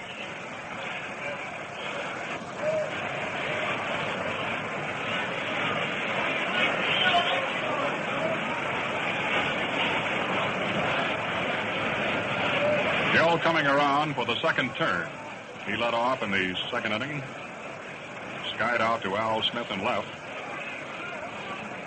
Again, the scoreboard reading, 9-0. The Chicago White Sox lead in the first game of the World Series. Long drive to left field. Is it coming foul? It is a foul into those lower box seats. Strike 1.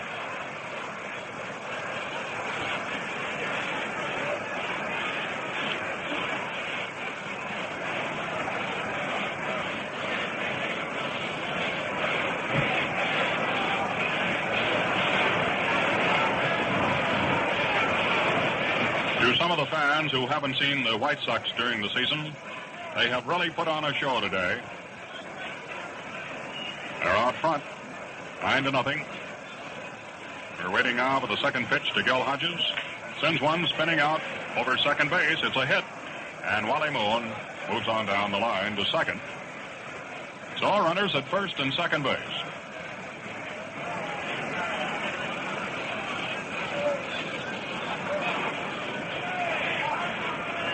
Waiting for Johnny Roseboro.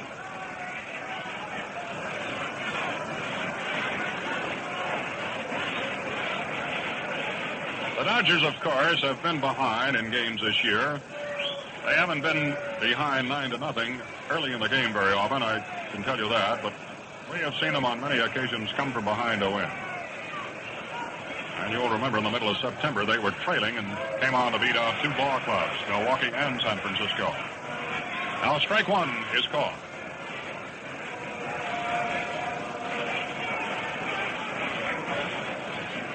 The official ruling on the play a moment ago, on the ball that was hit towards second baseman Neal, they ruled an error against Neal on a low throw that got by Johnny Roseboro.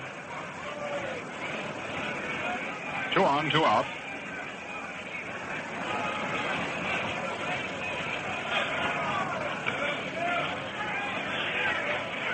It's a strike. Strike 2. Now, Roseboro was in the process of going around a swing. He checked his swing, and plate umpire Summers says it's good enough for a strike.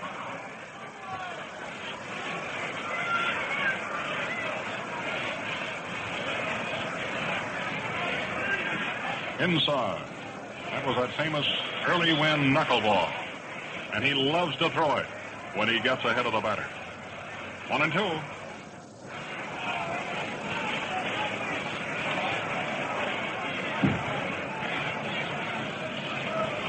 Now this is the second scoring threat the Dodgers have had. 2 out, 2 on. Swing. He's out. Win threw a fastball outside, and Roseboro chased it. So it's no runs, 2 hits, and 2 left on base. Score as we now go into the last half of the 4th inning. Chicago 9, Los Angeles 0. You know, fans, this is the first World Series game for everyone on the Chicago team except Early Wynn, Al Smith, Earl Torgerson, and Sherman Lawler. And it's my first chance to be on the Gillette cavalcade of sports. But believe me, I've been a Gillette man for many, many years. A Gillette razor has always been top for my money, but that new adjustable, man, that is really something. You yourself adjust this razor to suit your skin, your beard. It's so easy. All it takes is a turn of the micrometer dial on the handle of the Gillette adjustable. Now remember, there are 9 different numbered settings. The lower numbers give you less blade edge exposure. The higher numbers, more.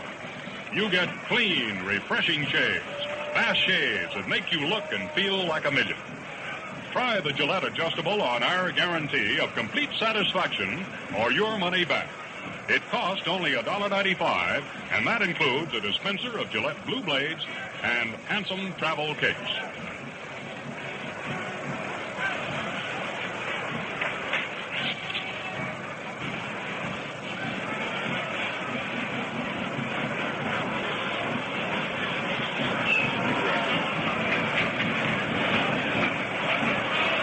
Ready to go.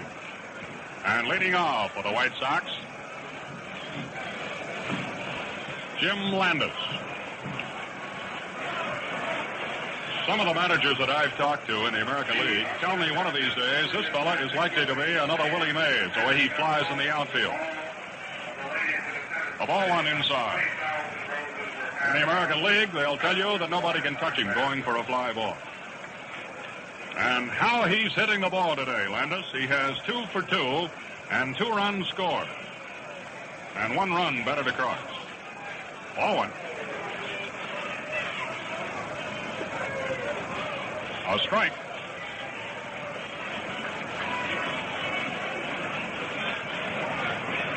The Sox had 11 batters come up in the wild 3rd inning.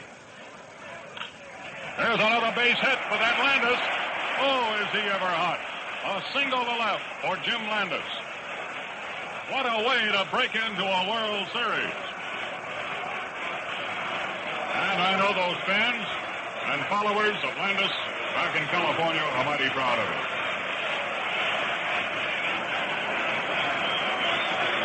Big boy Ted Kluszewski.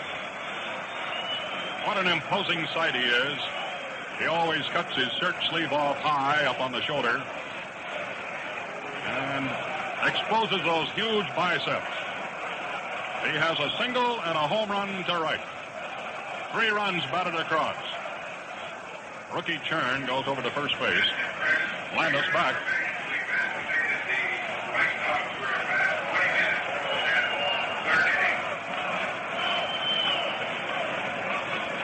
Nine to nothing, Chicago leads. First game of the 1959 World Series.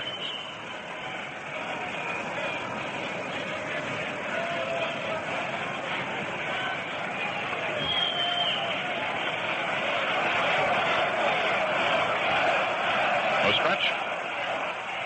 Klu takes a sweep and fouls this one out of play. 1-1.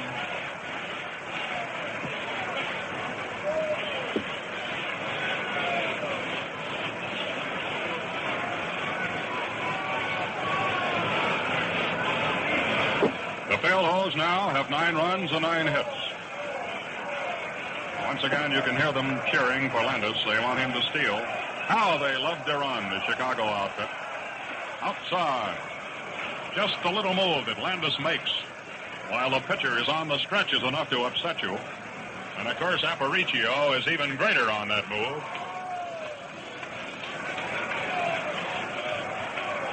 Right-hander Clem Labine now tuning up in the bullpen.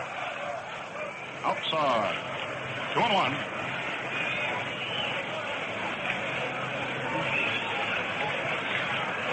Sox started early with 2 runs in the first inning. They took advantage of 3 miscues in the third and also hit a barrage, 6 hits, and produced 7 runs. 2-1 to Klu. There goes a runner. The hit and run is on, and Klu fouls it off. Now, you'll remember those two put a hit run on in the first inning, and it helped lead to 2 runs.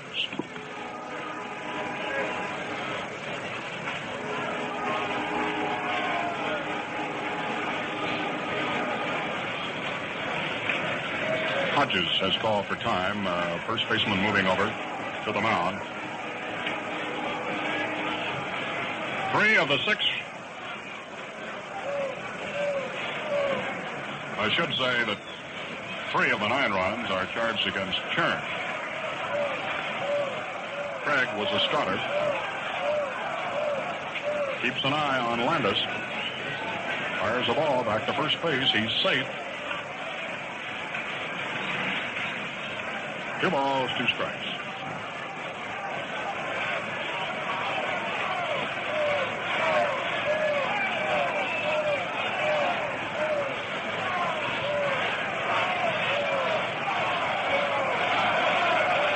Angela right-hander throws a curve, and Klu lets go another long salvo to right field. It's a home run into the upper deck.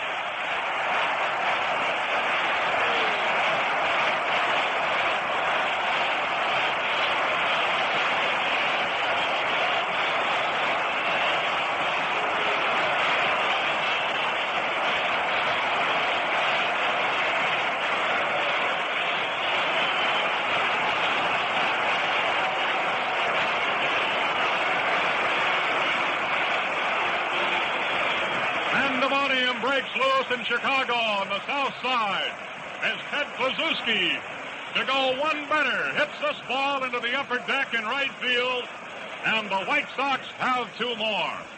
They're running away from the Dodgers now, 11-0. 2 home runs for Kluszewski in 2 consecutive times at bat. Kluszewski has 3 for 3 in this game, and that might be the curtain for young Chuck Churn. 2 runs on 2 hits. You know, the White Sox were never noted for their home run hitting during the season, but they're really showing us home run power today. Offered up by Mr. Ted Theodore Kluszewski. We're waiting for another pitcher. We pause now, 30 seconds for station identification.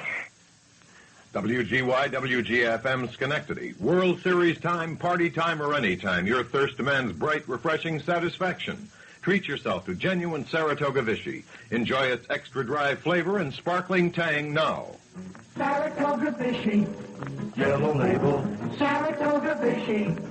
Yellow label. Saratoga Vichy. Catch dividend days at Troy Savings Bank. Right now, deposits made before October 15th earn a big 3.25% from October 1st. Free parking.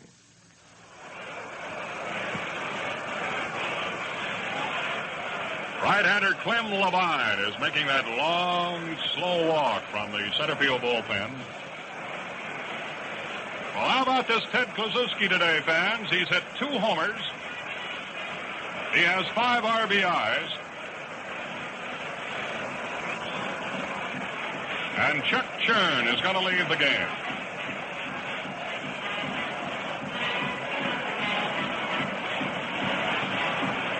Nobody out here in the 4th.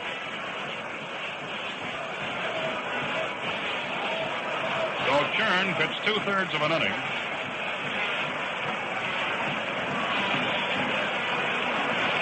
Five hits he gave up. Now, it appears to me today that some World Series history is being made. This is truly a tremendous ball club, at least through the early rounds of this first game, the White Sox.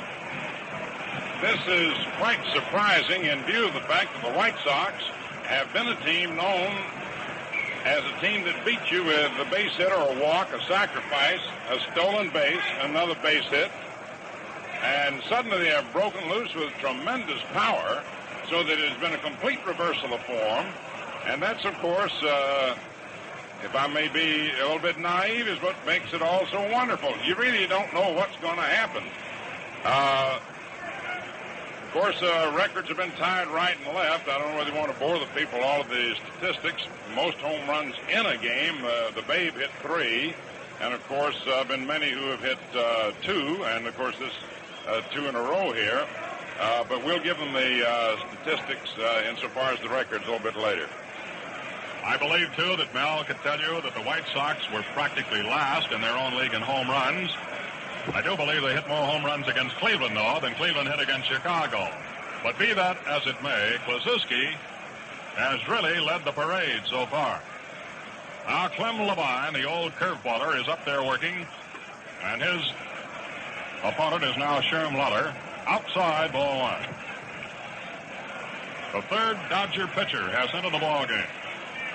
Clem Levine, right-hander from Woonsocket, Rhode Island, has been considered over the years one of the top relievers in the game. Ball 2 is low.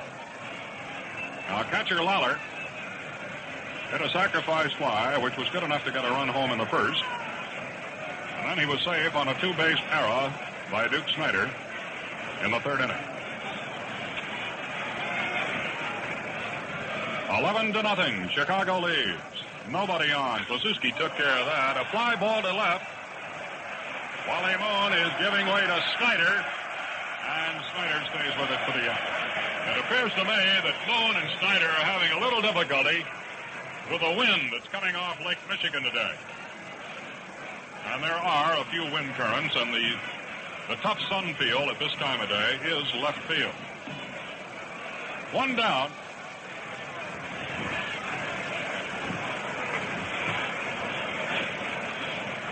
Two runs across. Esposito is the batter. High. After the White Sox built up a good lead, Lopez decided to bring in Sammy. Esposito.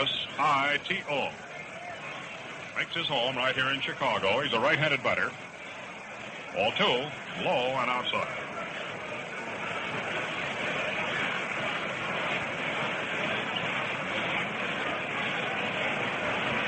"27-year-older. And a very, very good spot ball player. Strike. 2-1.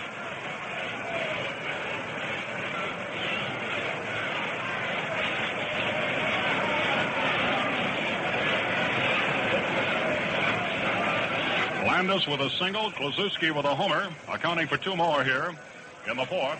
Strike. 2-2.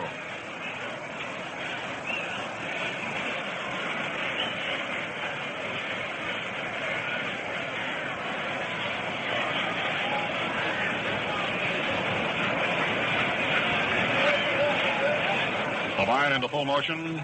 Inside, low, ball 3. Now Clem, usually he's right around the plate.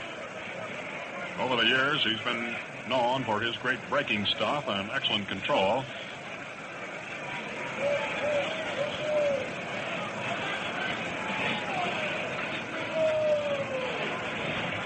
Throws the rubber, delivers. Strike 3 call. Levine records a strikeout. 2 gone. That's all for Sammy Esposito. Outfielder Al Smith. He was out on strikes, but then he turned and got a double to left. He hit one over the head of Wally Moon. It ricocheted off of the concrete wall in left, and later scored the 8th Chicago run. Piling up an 11-0 lead. That's the story of the White Sox. A fly ball hit pretty deep to right center. Snider and Locker coming together. Who wants it? Locker for the out. So, in the fourth inning, 2 runs on 2 hits, including a homer by Kluszewski, and nobody left on. And at the end of 4-4, it's the White Sox 11, Los Angeles Dodgers nothing.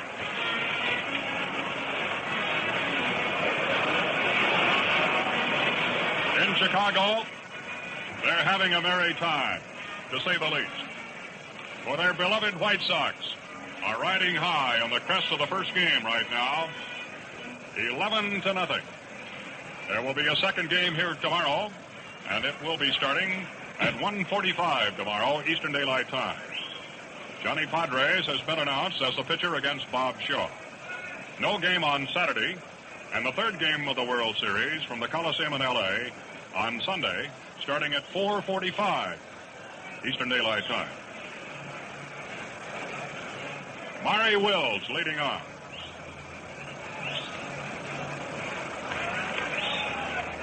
Right-hander Wynn has been a masterful pitcher out there. He's only allowed 3 hits. There's a little chop ball down to second base. Fox up over to Kluszewski, and Maury Wills, who can fly, is thrown out.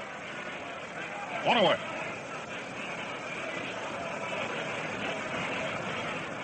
It appears to me that Chuck Asijan is coming out to bat for Levine. Number 29. Chuck Asijan. Chuck Asijan. Here's another Californian who was in the major leagues, sent back to the minors. A powerful right-hander.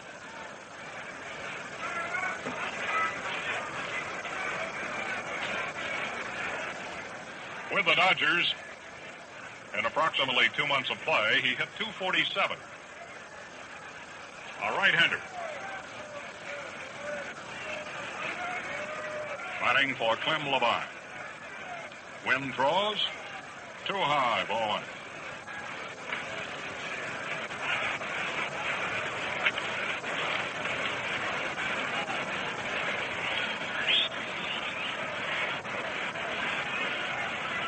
Once again, they've got lefty Koufax warming up in the bullpen. Asijan goes around and misses. 1-1.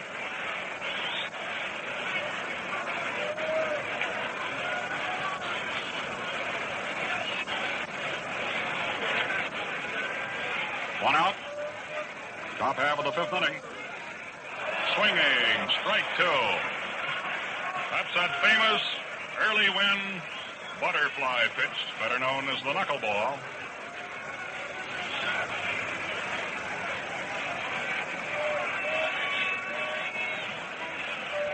Asijan is an outfielder. High. 2 balls, 2 strikes.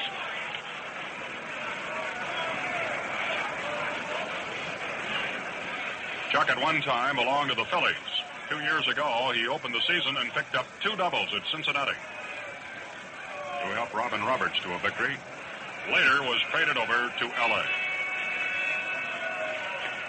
Strike three. He's out.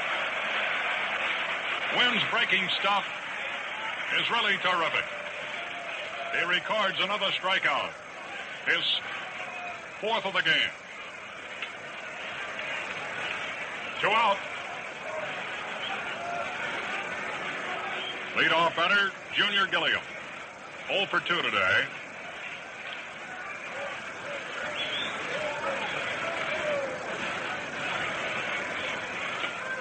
Strike.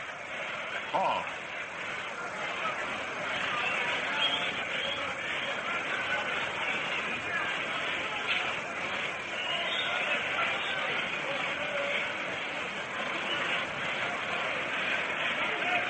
Not a foul. He went for a changeup. Strike 2. The White Sox have 11 runs on 10 hits. They're playing errorless ball. The Dodgers, no runs, 3 hits. And they've committed 3 miscues. 2 out and nobody on. Low. Ball 1.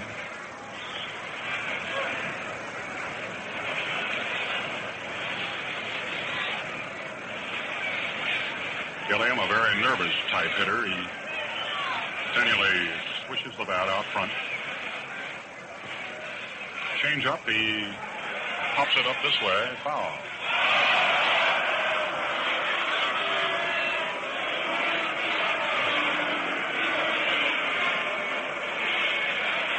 Chicago picked up 2 runs in the first inning. They broke loose for 7 runs in the third inning.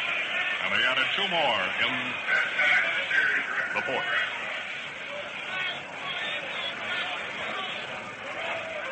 Strike 3 call. Wynn's getting hotter as the ball game rolls. Another strikeout, number 5, and it's no runs, no hits, and nobody left on. Moving in to the last half of the 5th inning. Chicago 11, L.A. nothing. Well, here in Chicago today, it's cloudy and cool. Temperature 64. But hey, wasn't this summer a real scorcher? I'll tell you one thing, though. It sure made me appreciate the refreshing pickup that you get from clean shaving cream. Yes, and that reminds me, the Gillette Foamy is one of the top-selling instant lathers. It's fast and convenient. Just a press of the handy nozzle, and you have rich snow-white lather that holds a barrel of water against your beard. And full-bodied Foamy saves you money, for just a little bit goes a long, long way. Foamy also gives your skin the added protection of K34, an exclusive antiseptic that kills harmful bacteria while you shave. Gillette Foamy comes in 2 sizes, regular at 79 cents, or the new giant size containing almost twice as much lather for only 98 cents. And if you like, try Foamy with cool, soothing menthol lather. It's available in either size at a store near you.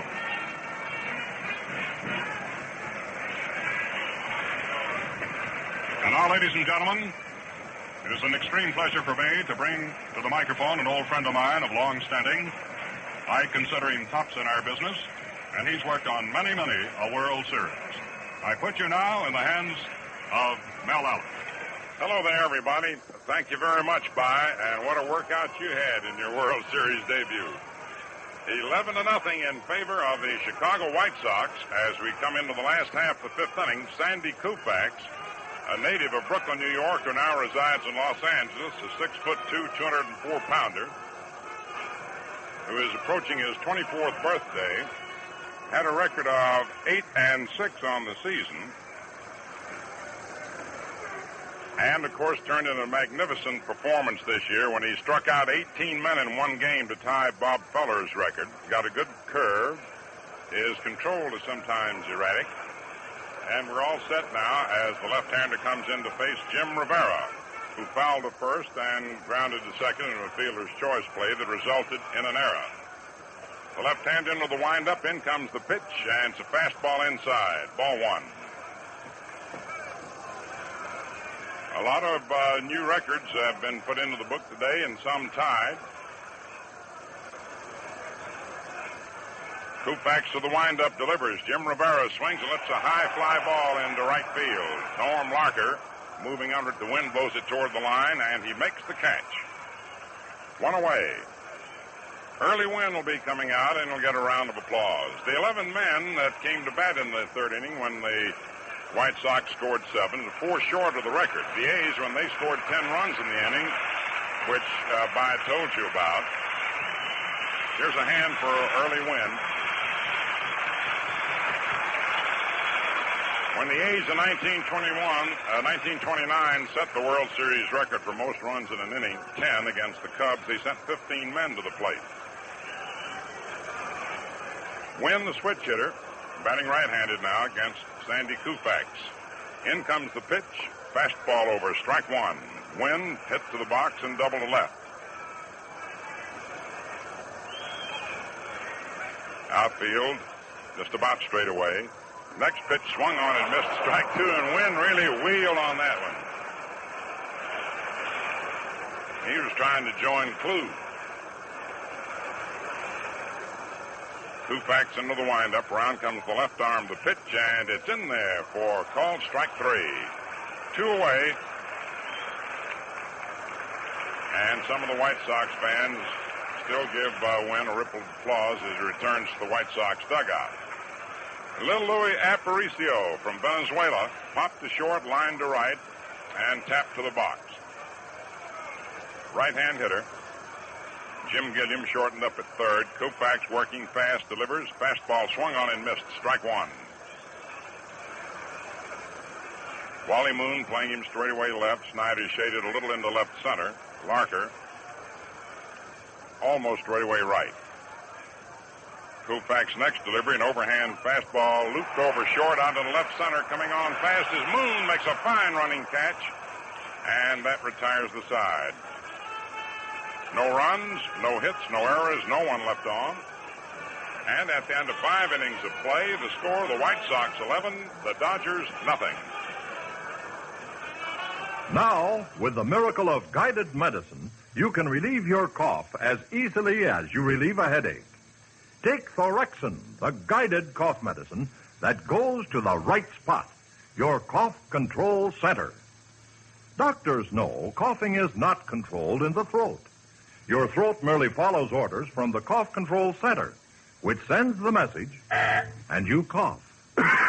Now, ordinary cough syrups don't even touch the cough center. Until now, only cough medicines with narcotics could depress this cough center. But narcotics may leave undesirable side effects. Instead of narcotics, Thorexin contains dimethorphan. Thorexin soothes your throat, then speeds through your bloodstream directly to the cough control center. Thorexin relieves coughing like aspirin relieves headaches. Fast, sure, safe for the whole family. So get Thorexin, the guided cough medicine.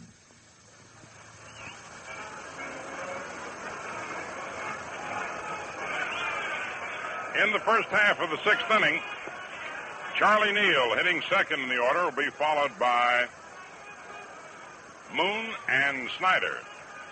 Neal beat out a roller to third in the first inning, grounded to short.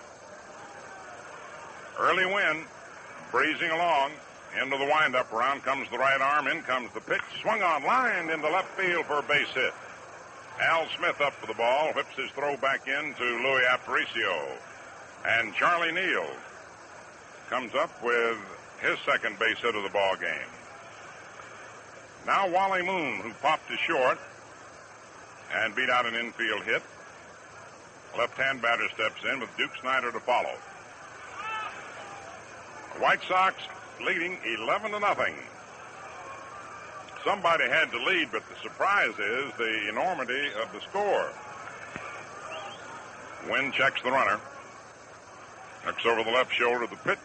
Swung on, little roller, hit down to first to Klue. He takes it, makes the sure out at first base, unassisted, as Neal moves on to second.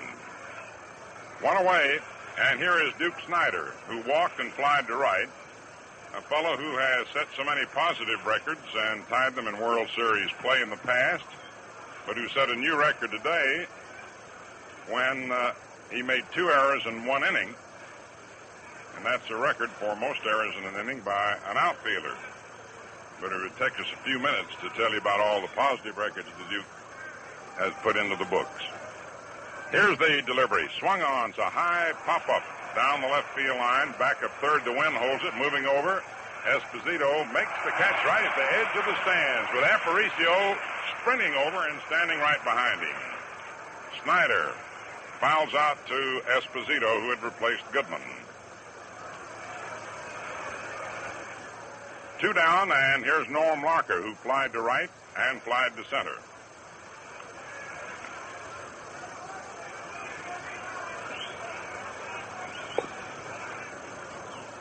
Left-hand batter. 6th inning, 11-0 White Sox. First game of the World Series. 2 men away. Charlie Neal on second base. Wind to the stretch, checks the runner. Here's the pitch. High outside, ball 1.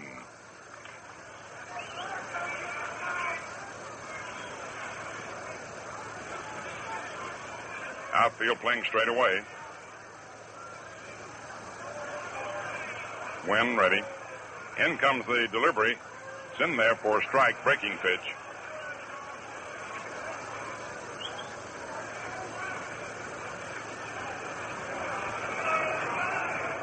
Gil Hodges on deck.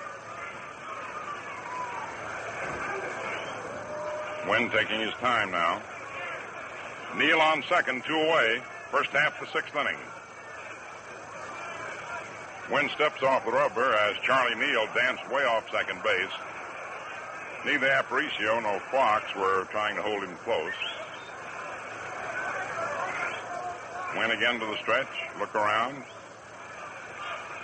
Still eyes the runner. Now the pitch. And it's high and away. A 2-1 count.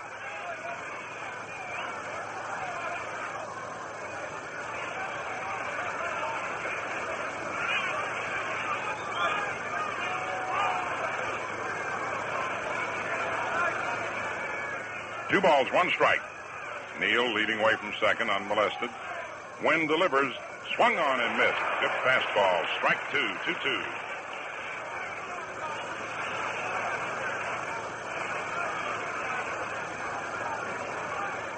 Pee Wee Reese coaching at third, Greg Malaby at first.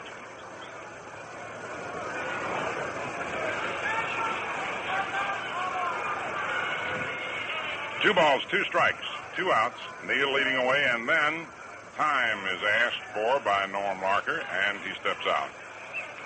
Now he moves back into hitting position. Wynn again to the stretch. Checks the runner. Here's the pitch. Swung on, a ground ball hit foul down the first base line. Count remains 2 balls and 2 strikes. Johnny Podres will be pitching for the Dodgers tomorrow. Bob Shaw for the White Sox. And then the series will move on after a day rest or an open date for traveling to the Los Angeles Coliseum.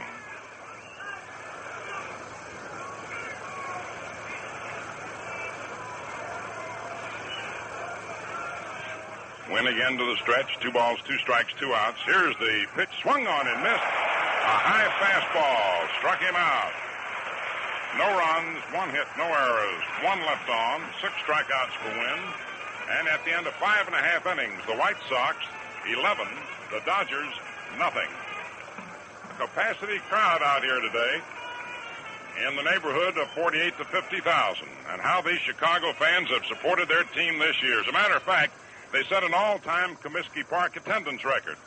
And speaking of records, Chicago, along with the rest of the country, has gone all out for the Gillette Adjustable. Now, if you haven't seen this remarkable new razor, then by all means be sure you do. Never before has there been anything like it. You set an adjusting collar on the handle to match your skin and beard. You can turn to 9 different degrees of edge, exposure, and angle. Within this range, there's a setting that delivers you clean shaves, fast shaves, with comfort that's nothing short of sensational. Gillette guarantees that, or your money back. The Gillette Adjustable costs only $1.95, complete with Gillette Blue Blade dispenser and travel case. For Los Angeles, number 2, John Demeter. Now playing center. Demeter. In the last half of the sixth inning, Don Demeter has gone in to replace Duke Snider in center field. The Duke has been plagued with a knee injury. And so with the White Sox well ahead 11-0, Don Demeter goes in to replace him. In the last of the sixth, Nelson Fox leads off for the White Sox. He walked, doubled, and grounded to short. The pitch swung on, fouled back upstairs onto the roof, strike one. Sandy Koufax, the fourth Dodger pitcher, came on last inning and got the side out in 1-2-3 fashion.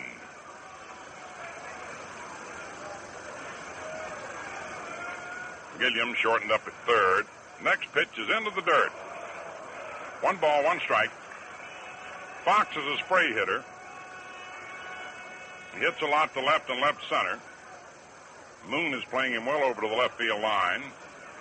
Don Demeter, the replacement for Snider, shaded into the left center, while Norm Larker is just a little bit off straightaway right. Koufax to the windup. Around comes the left arm. The pitch to Fox swung on. It's a high pop into very short left. Coming on is Wally Moon, and he makes the catch in behind Maury Wills, who had gone out. 1 down in the sixth. And here is Jim Landis, who has 3 for 3. Single to right center, to right, and to left.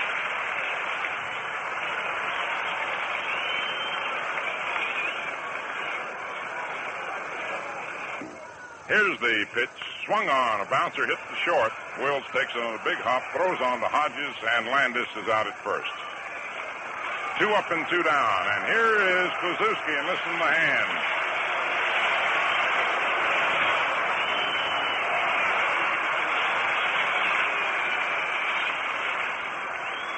Kluszewski with 5 runs batted in, single to right in the first inning, and hit consecutive homers in the third and fourth innings.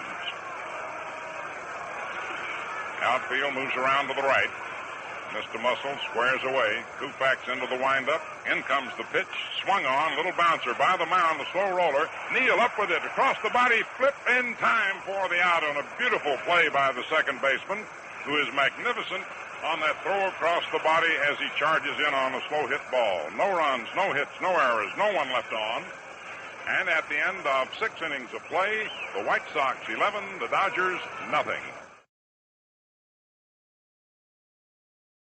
For the Dodgers, Johnny Roseboro on deck and Maury Wills to follow. Hodges flied to left and single to center. He's had 1 for 2. White Sox leading 11-0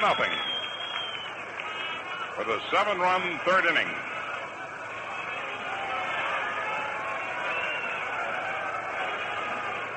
The outfield plays Hodges to pull. Shaded toward left and center and left, almost straightaway right. Have a little action now in the Dodger bullpen. Wynn checking with Sherman Lawler. Swings to the windup. Round comes the right arm. In comes the pitch, and it's in there for a strike. Johnny Kupstein is warming up for the Dodgers. Walt Alston said before the series began, not making any excuses, but just merely analyzing the situation. The result of the playoffs and the big finish, the pitcher's retired. Here's the pitch, swung on and fouled back. The most rested man was Roger Craig, who started. But the White Sox quickly got him out of there. In the fourth inning, Craig was charged with 5 runs. Chuck Churn with 6. Labine and Koufax have come in to stem the White Sox tide. Now the 2-strike pitch to the right-hand batter. Gil Hodges takes it into the dirt. It hit out in front and skipped by Sherman Lawler. Early Wynn, who's a very amiable fellow, pleasant smile, when he's out on that mound is completely different. He's a stony-faced veteran. He stares you down, never gives in to a hitter. One of the greatest competitors in the game. Here's the delivery, and little tap. Hit to the mound on a check swing. Wynn up with it, flips to Kluszewski, and Hodges is retired. Now coming to bat, Johnny Roseboro, who popped to short and struck out. Early Wynn, who is a native of Hartford, Alabama, and lives in Nokomis, Florida now. 15th among the all-time winners among Major League pitchers. Delivers to the left-hand batter, fastball in there for a strike. He moves that ball around, in and out, up and down. At 39, a magnificent pitcher still. The pitch swung on and fouled back out of play. No balls, 2 strikes.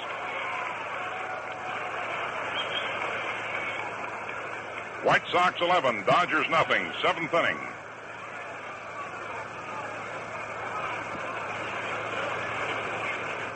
A 2-strike count. Wynn staying ahead of the hitters. Into the windup. Around comes the right arm, the pitch. And it's a little high. 1-2.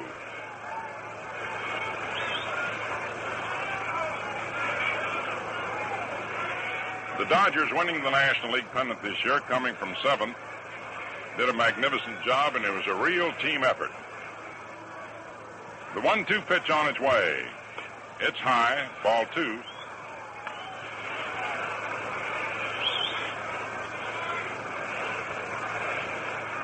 Johnny Roseboro at bat from Compton, California. Wynn to the windup. In comes the 2-2 pitch. Swung on, grounded on the first base line.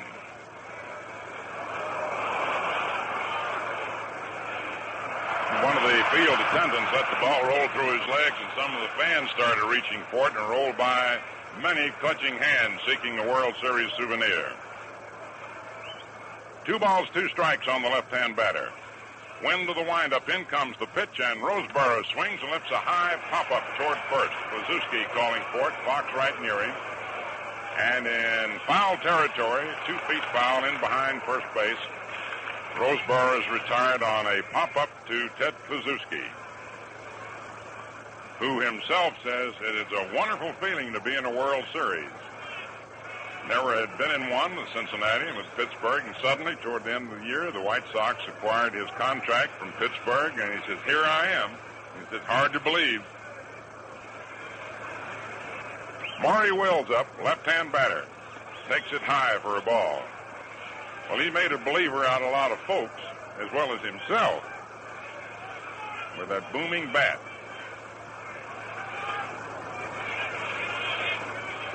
The 1-0 pitch on its way to Wills. Swings and fouls it back out of play. 1-1 the count.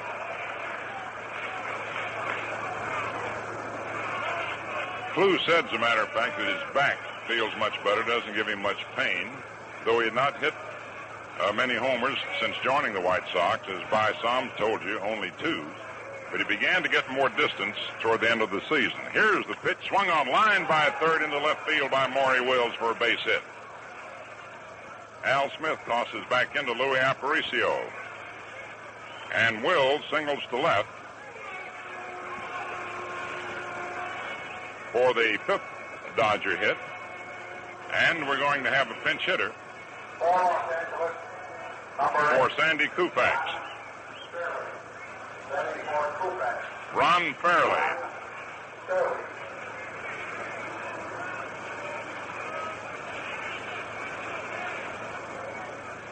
Ron Fairley,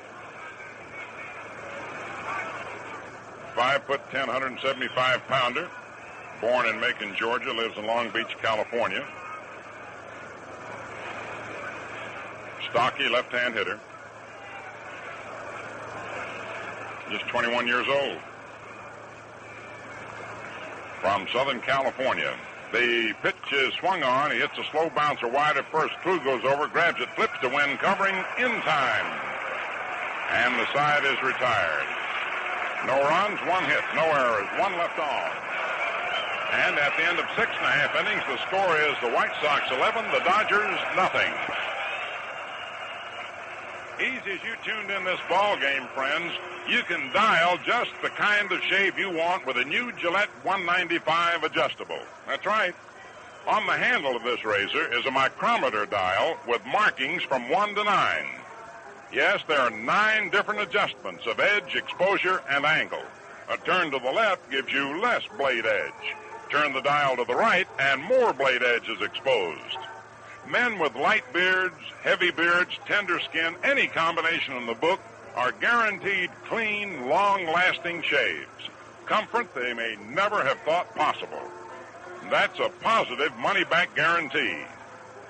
The Gillette adjustable razor, complete with the dispenser of Gillette Blue Blades and travel case, costs only $1.95.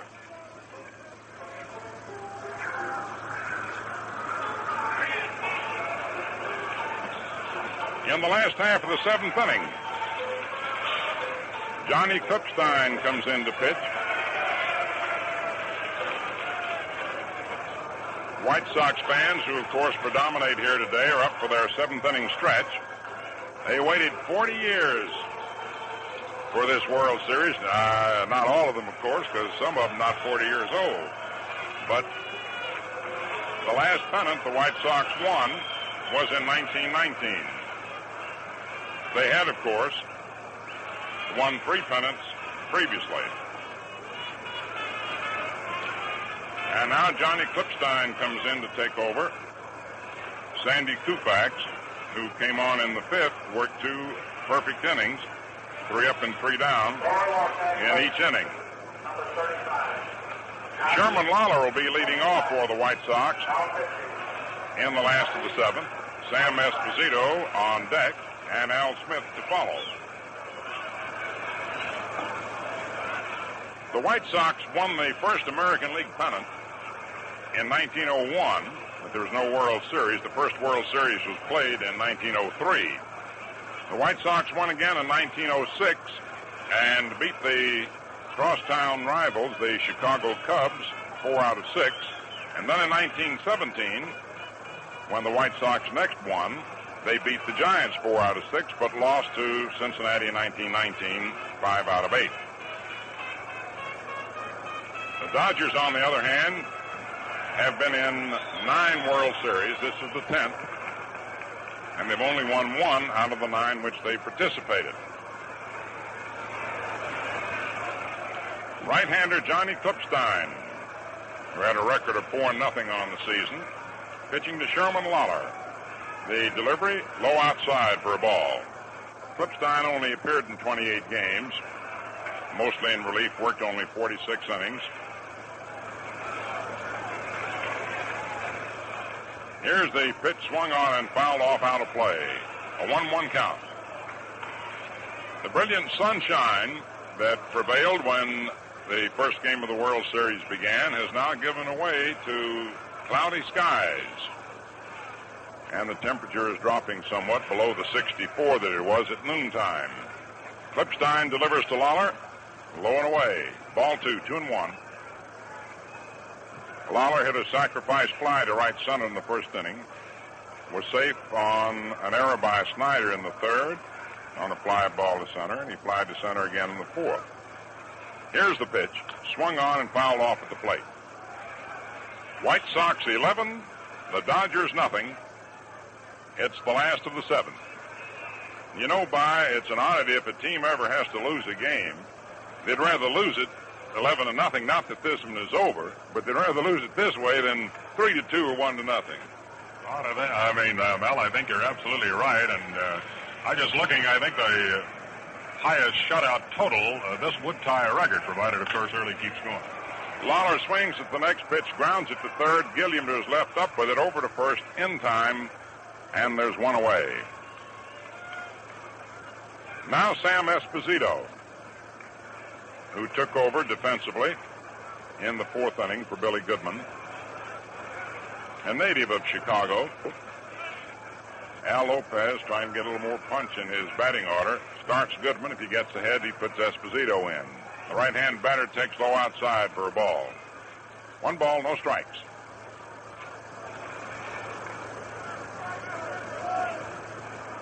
Esposito appeared in 69 games this year and batted 167. Klippstein's pitch gets the outside corner of the fastball. The count is 1-1.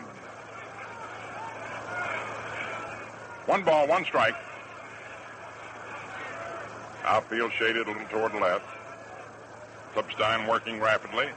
Here's the pitch, and it's low outside. 2-1.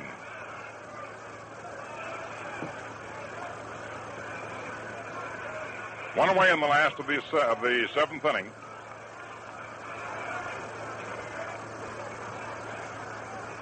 The 2-1 pitch. Swung on, fouled off, back to first, out of play up onto the pavilion roof.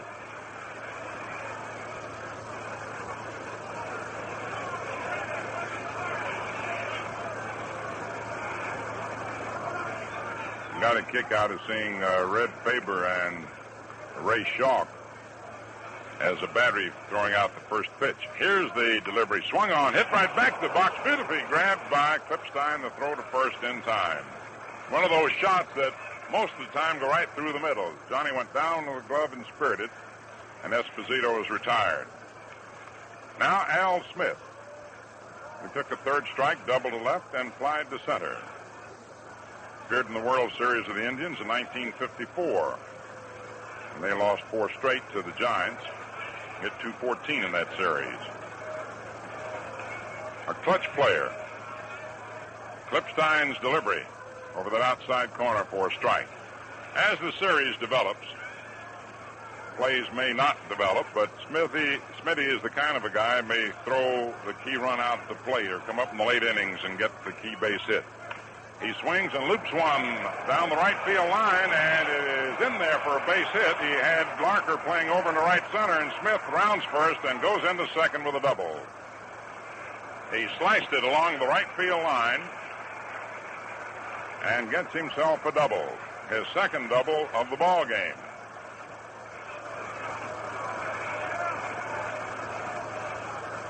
He's had 3 extra base hits now in World Series play. He had a homer in 1954.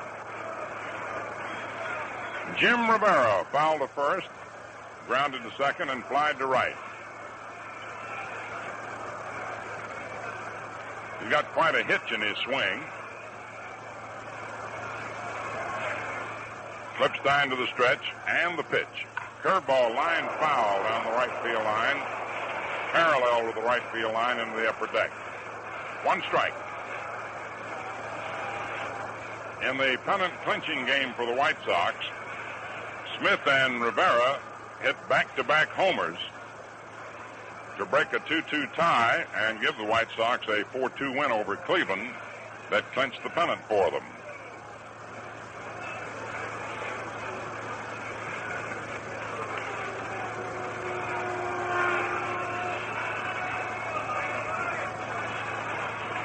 The 37-year-old left-hand batter takes a strike. Fastball in there just above the knees.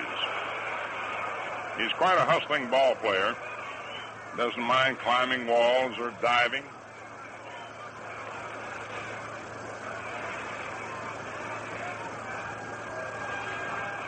Two men out, Smith on second, and 2 strikes on Jim Rivera. The outfield shaded toward right. Johnny Klippstein ready. In comes the pitch. Fastball swung on and missed. Strike 3. He really powdered it by. No runs, 1 hit, no errors, 1 left on. And at the end of 7 innings, the score is the White Sox 11, the Dodgers nothing. Now, with the miracle of guided medicine, you can relieve your cough as easily as you relieve a headache. Take Thorexin, the guided cough medicine that goes to the right spot, your cough control center. Doctors know coughing is not controlled in the throat. Your throat merely follows orders from the cough control center, which sends the message, and you cough. Now, ordinary cough syrups don't even touch the cough center. Until now, only cough medicines with narcotics could depress this cough center. But narcotics may leave undesirable side effects. Instead of narcotics, Thorexin contains dimethorphan. Thorexin soothes your throat, then speeds through your bloodstream directly to the cough control center. Thorexin relieves coughing like aspirin relieves headaches. Fast, sure, safe for the whole family. So get Thorexin, the guided cough medicine. The 7-inning totals, the White Sox, 11 runs, 11 hits, no errors. The Dodgers, no runs, 5 hits, and 3 errors. In the 8th inning, it's the top of the Dodger order. Jim Gilliam, Charlie Neal, and Wally Moon.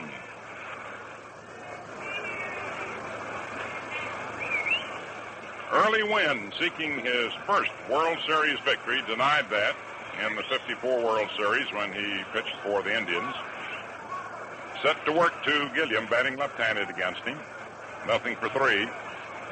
The pitch is high outside, ball 1. Gilliam grounded to short in the first inning, popped out to second in the third, and looked at the third strike in the 5th inning. Esposito shortened up at third. The outfield straight away. Aparicio in a step or 2 at short.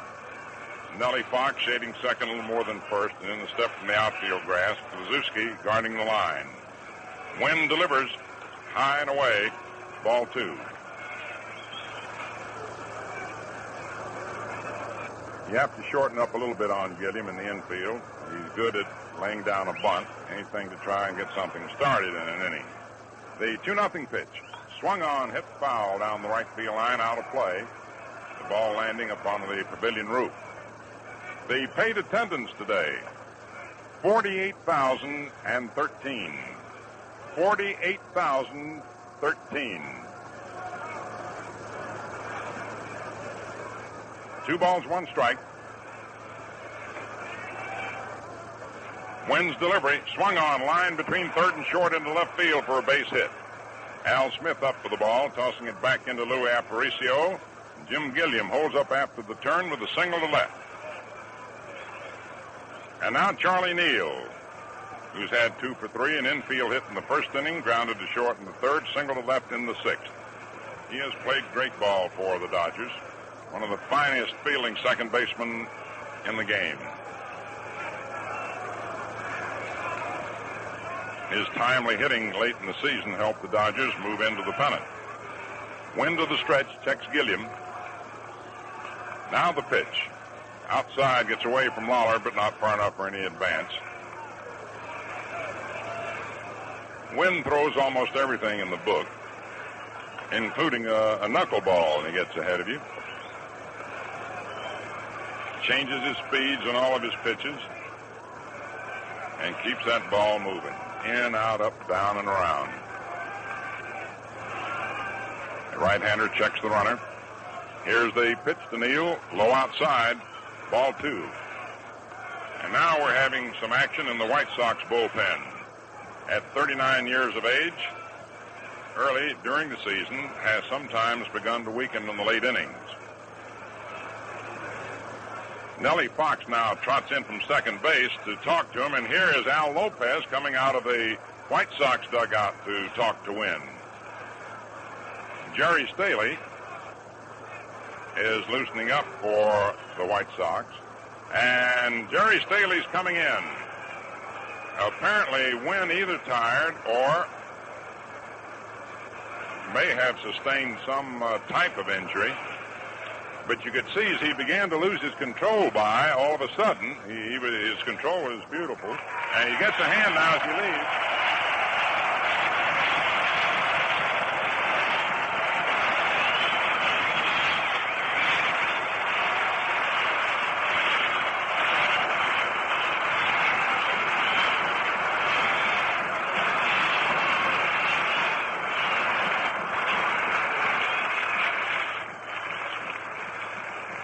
We shall make every effort, of course, to get some information from the White Sox dugout as to the exact reason for Wynn leaving.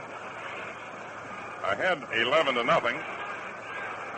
There was no indication, in other words, of his being knocked out, though he'd given up the base hit and fell behind on Charlie Neal. And during the course of the season, Wynn appeared in 37 games, all of them in a starting role, and completed 14. So that indicates, as we told you before, the Freak can retire in the very late innings.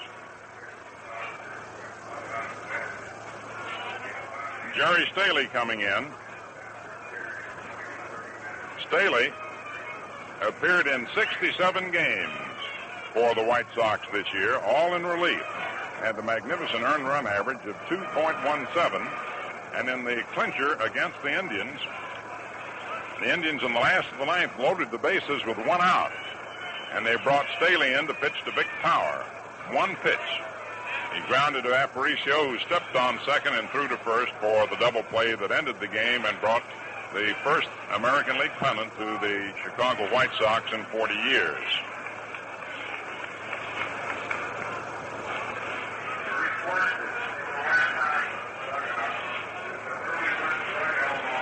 Staley came up with the Cardinals in the National League. In later years, developed into quite a bullpen expert. He moved on to the Yankees and came on to the White Sox on waivers in 1956. He has pretty good knuckleball, but his prime pitch in a clutch is a fine sinker.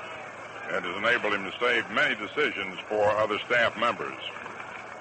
His most successful season from a won-and-loss standpoint was with the Cardinals in 1951. He chalked up 19 victories and 18 in 1953.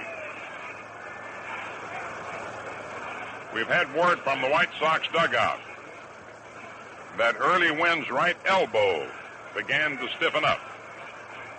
And so Al Lopez, rather than risk, of course, any serious injury, and with this big lead, removes him in favor of Jerry Staley. Early Wynn then went 7 innings, plus nobody out in the 8th, allowing 6 hits, walked 1 and struck out 6.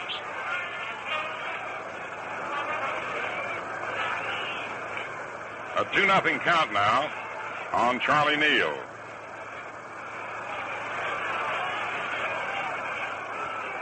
Gilliam leading away from first. Staley, a right-hander, delivers.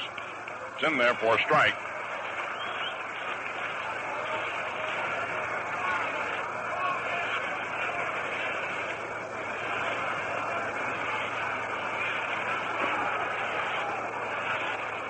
The next pitch swung on and grounded foul down the third base line, 2-2.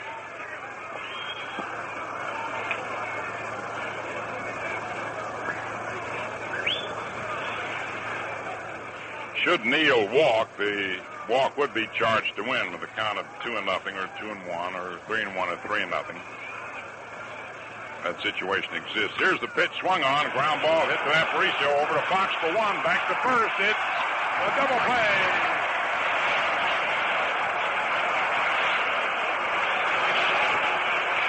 Boy, it was a close one at first base. Frank Dascoli of the National League up for the right hand. And that's been typical of Staley. Coming in with men on and throwing that sinker and getting the double play. Although Neal, with his speed, almost beat it. It was a very close play at first. Here's Wally Moon. Popped to short, had an infield hit and grounded to first. Left-hand batter takes a strike. 0-1. 11-0 White Sox, first half of the 8th. The delivery to Moon. Swung on, bounced to the box. An underhand toss to Klue, and Moon is retired. No runs, 1 hit, no errors, no one left on. And so the score at the end of 7.5 innings remains the White Sox 11, the Dodgers nothing. Here we go with a few more words about that new Gillette 195 adjustable razor. This is a shaving instrument you surely ought to know about. On the handle of the Gillette adjustable, there's a dial with numbers from 1 to 9. Each setting provides a different degree of edge exposure and angle. At the lower numbers, there's less blade edge. As you turn towards the higher numbers, more and more blade is exposed. Between 1 and 9, there's a stop that guarantees utmost shaving luxury. clean shaves with the comfort every man wants. And it's sold on our money-back guarantee. We guarantee the finest shaves you've ever had. Refreshing shaves that keep you looking your best hour after hour. You'll find the new Gillette adjustable in trim travel case with a dispenser of Gillette Blue Blades at a nearby store. Only $1.95.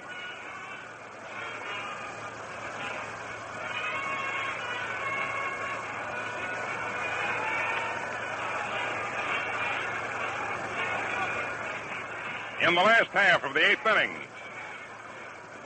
Jerry Staley will be the first batter, followed by Louie Aparicio and Nellie Fox. The 5 runs batted in by Ted Kluszewski ties a World Series record. Most runs batted in the game. Tony Lazzeri for the Yankees in 1936 and Bill Dickey for the Yankees in 1936. Jerry Staley at bat. Johnny Klipstein's pitch misses outside, ball 1. Al Lopez, ever ready, despite the score of a ball game, has a couple men loosening up. Here's the pitch, and it's in there for a strike. 1-1. Tomorrow, Johnny Padres, who won the big game for the Dodgers against the Yankees when they won the World Series a few years back, will go against Bob Shaw. Now the pitch, it's in there. 1-2. Jerry Staley at bat from Vancouver, Washington. Billy Pierce is just loosening up, and Barry Latman along with him. The 1-2 pitch to Staley swung on and fouled back out of play.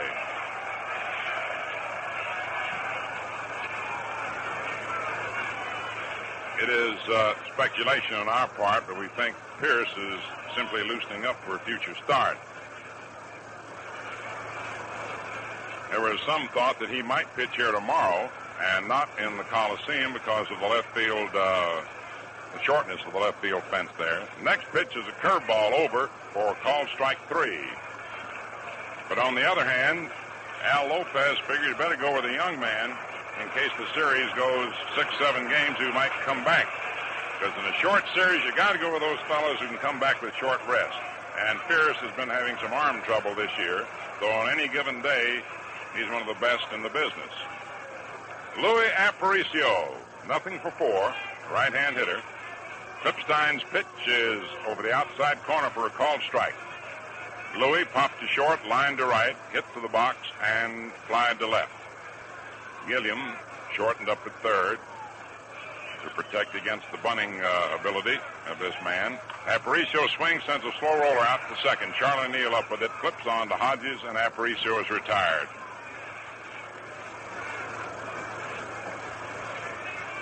Andy High, in his scouting report, said the one fellow you have to keep off base to beat the White Sox is Aparicio.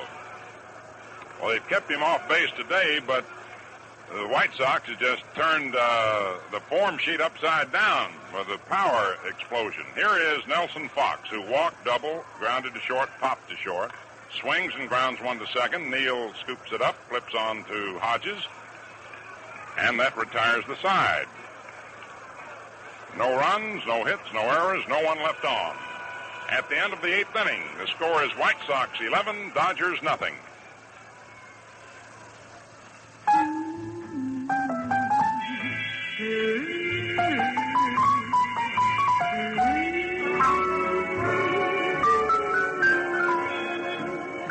Just twist that dial, and you're all set with the adjustable razor by Gillette. The shave's so easy, fast and clean. So try it and see what I mean.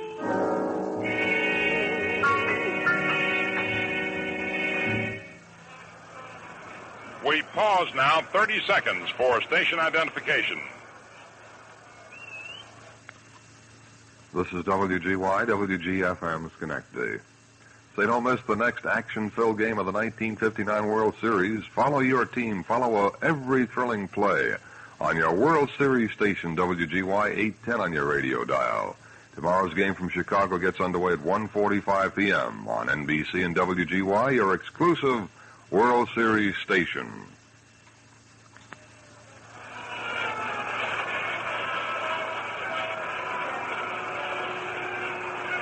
First half of the ninth inning. The White Sox 11, the Dodgers nothing. Back in 1934, Dizzy Dean shut out the Detroit Tigers in the World Series 11-0.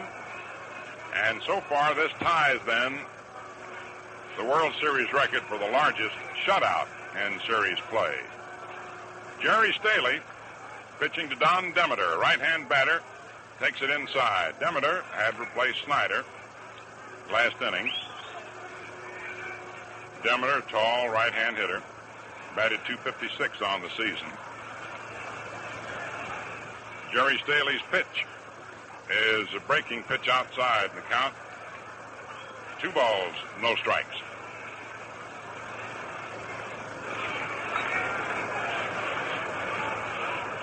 Demeter from Oklahoma City, 6'4", 180-pounder, 24 years old. The pitch swung on and missed. Threw him a knuckleball in tight, 2-1.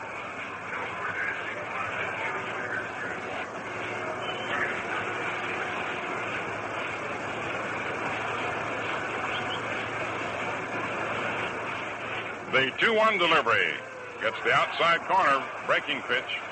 2 balls, 2 strikes. Norm Larker on deck and Gil Hodges to follow. First of the ninth, first game of the World Series. The veteran Jerry Staley delivers. Swung on and missed. Strike 3. 1 down in the ninth.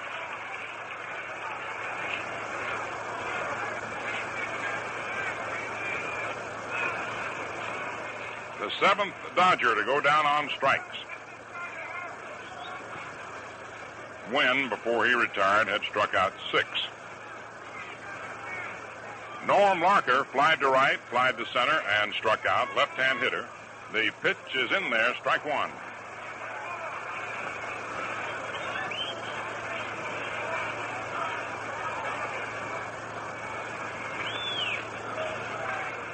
Norm Larker, native of Beaver Meadows, Pennsylvania, now resides in Mobile, Alabama.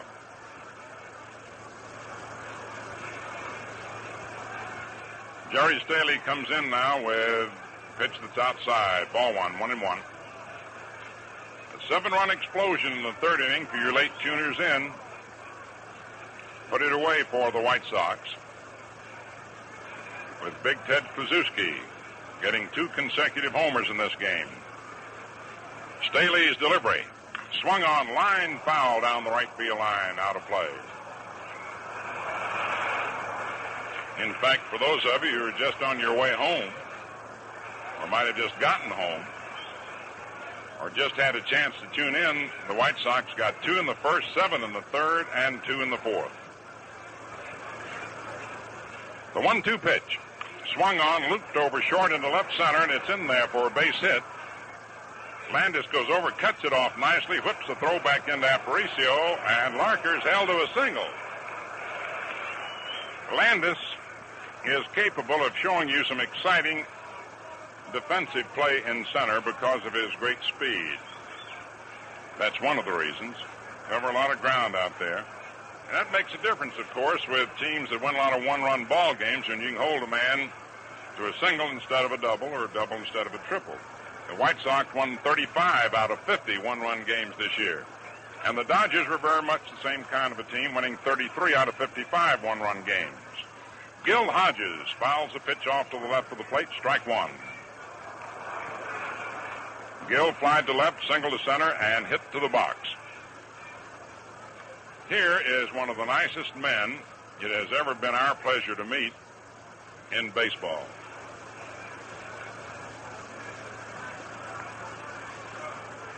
Staley delivers to Gil. Hodges swings and grounds it by off the glove of Esposito. He can't make a play. It's a base hit. Moving on to second is Norm Larker. Esposito made a fine play, even getting a glove on it. The ball spun away from him. Aparicio, going the other way, was too far by him to even take the deflection. And Hodges is credited with a base hit. Runners on first and second, one out. And here's Johnny Roseboro. Popped to short, struck out, and fouled out to first.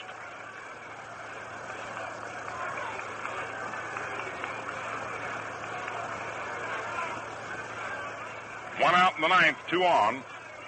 Jerry Staley delivers. Swung on and missed. Strike one.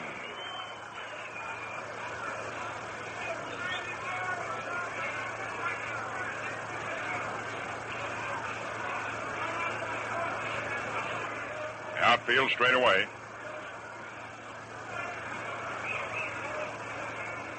Staley's next pitch outside. Ball one, 1-1. If you go by precedent, you can dismiss this first game, assuming that the Dodgers are defeated. The 1-1 delivery, swung on and fouled off to the right of the plate. The St. Louis Cardinals won a playoff for the National League pennant in 1946 and went on to win the World Series. The Giants did the same in 1954. The Indians did the same in 1948. The 1-2 pitch. Swung on. There's a ground ball. Grabbed by Kluszewski. Throws down to Aparicio to force Hodges. And Big Klue took a base hit away from Johnny Roseboro. As he broke to his right, being a left-handed thrower, reached out with the right hand, the gloved hand, and speared the ball when it appeared as if it would be a base hit to right. He threw on to Aparicio to force Hodges. Larker moving on to third. And Carl Furillo, a hero of many a Dodger win in regular season and World Series play, is coming up to hit for Maury Wills. Carl Furillo, appearing in his 37th World Series game. 2 men out in the ninth, 11-0 in favor of the White Sox. The pitch swung on, a high pop foul off third and out of play.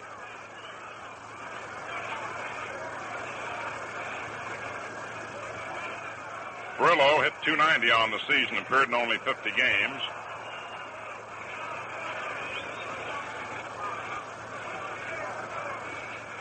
A native of Stony Creek Mills, Pennsylvania, now resides in Manhattan Beach, California. He's had 33 World Series hits, swings and grounds it foul down the third base line. 2 strikes.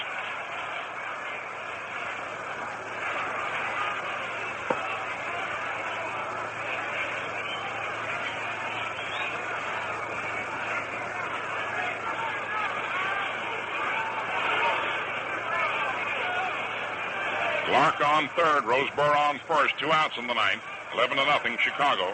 Staley's pitch to Furillo swung on and grounded foul down the first base line. Stan Williams is loosening up for the Dodgers.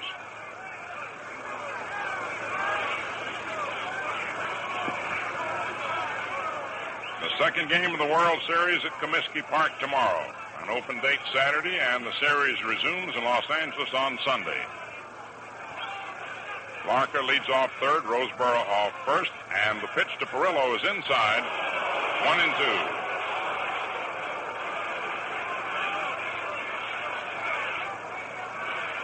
Outfield toward left and center and left, straightaway right. Runners leading away now from first and third. Jerry Staley in relief of Wynn delivers, and it's inside, ball 2, 2-2.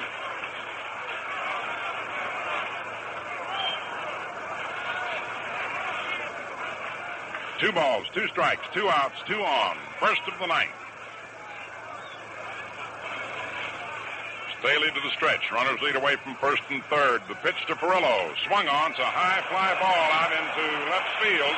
Al Smith moving under it. Makes the catch, and the first game of the World Series is history. And the White Sox win it 11-0. No runs, 2 hits, no errors, and 2 men left on. With Jerry Staley coming on to finish up for Early Wynn, relieving him in the 8th inning when Early Wynn's right elbow stiffened up. And While we have learned to expect anything, any day, in any sports event, we were surprised today with a sudden power unleashed by the White Sox. And the final score, Chicago, 11 runs, 11 hits, no errors. The Dodgers, no runs, 8 hits, and 3 errors. In just a moment, we'll review the highlights of today's game for you. The White Sox get off to a running start with 11 runs, 11 hits, no errors, and 3 left on. The losing Dodgers, no runs, 8 hits. They committed 3 errors, all of them in 1 inning, 8 left on. Early Wynn goes 7 innings to become the winner. And while this is a shutout, it does not go as an individual shutout to Wynn, for he needed help, and Staley came on. I understand the stiffening of the right shoulder and elbow was only a precautionary thing, and Lopez didn't want to take any chances with the wind blowing off Lake Michigan. So Early Wynn is the winner. It's the first time he's ever won a World Series game. He lost one, you'll remember, to the Giants in the 1954 Classic. Roger Craig is the defeated pitcher today. He formerly had a victory and a loss in World Series competition against the Yankees. He was driven out in the 3rd inning. The White Sox, you could see, were off and running in the very first inning. A walk to Fox, a single on a hit and run with Kluszewski, and a sacrifice fly by Schermlatter gave them 2.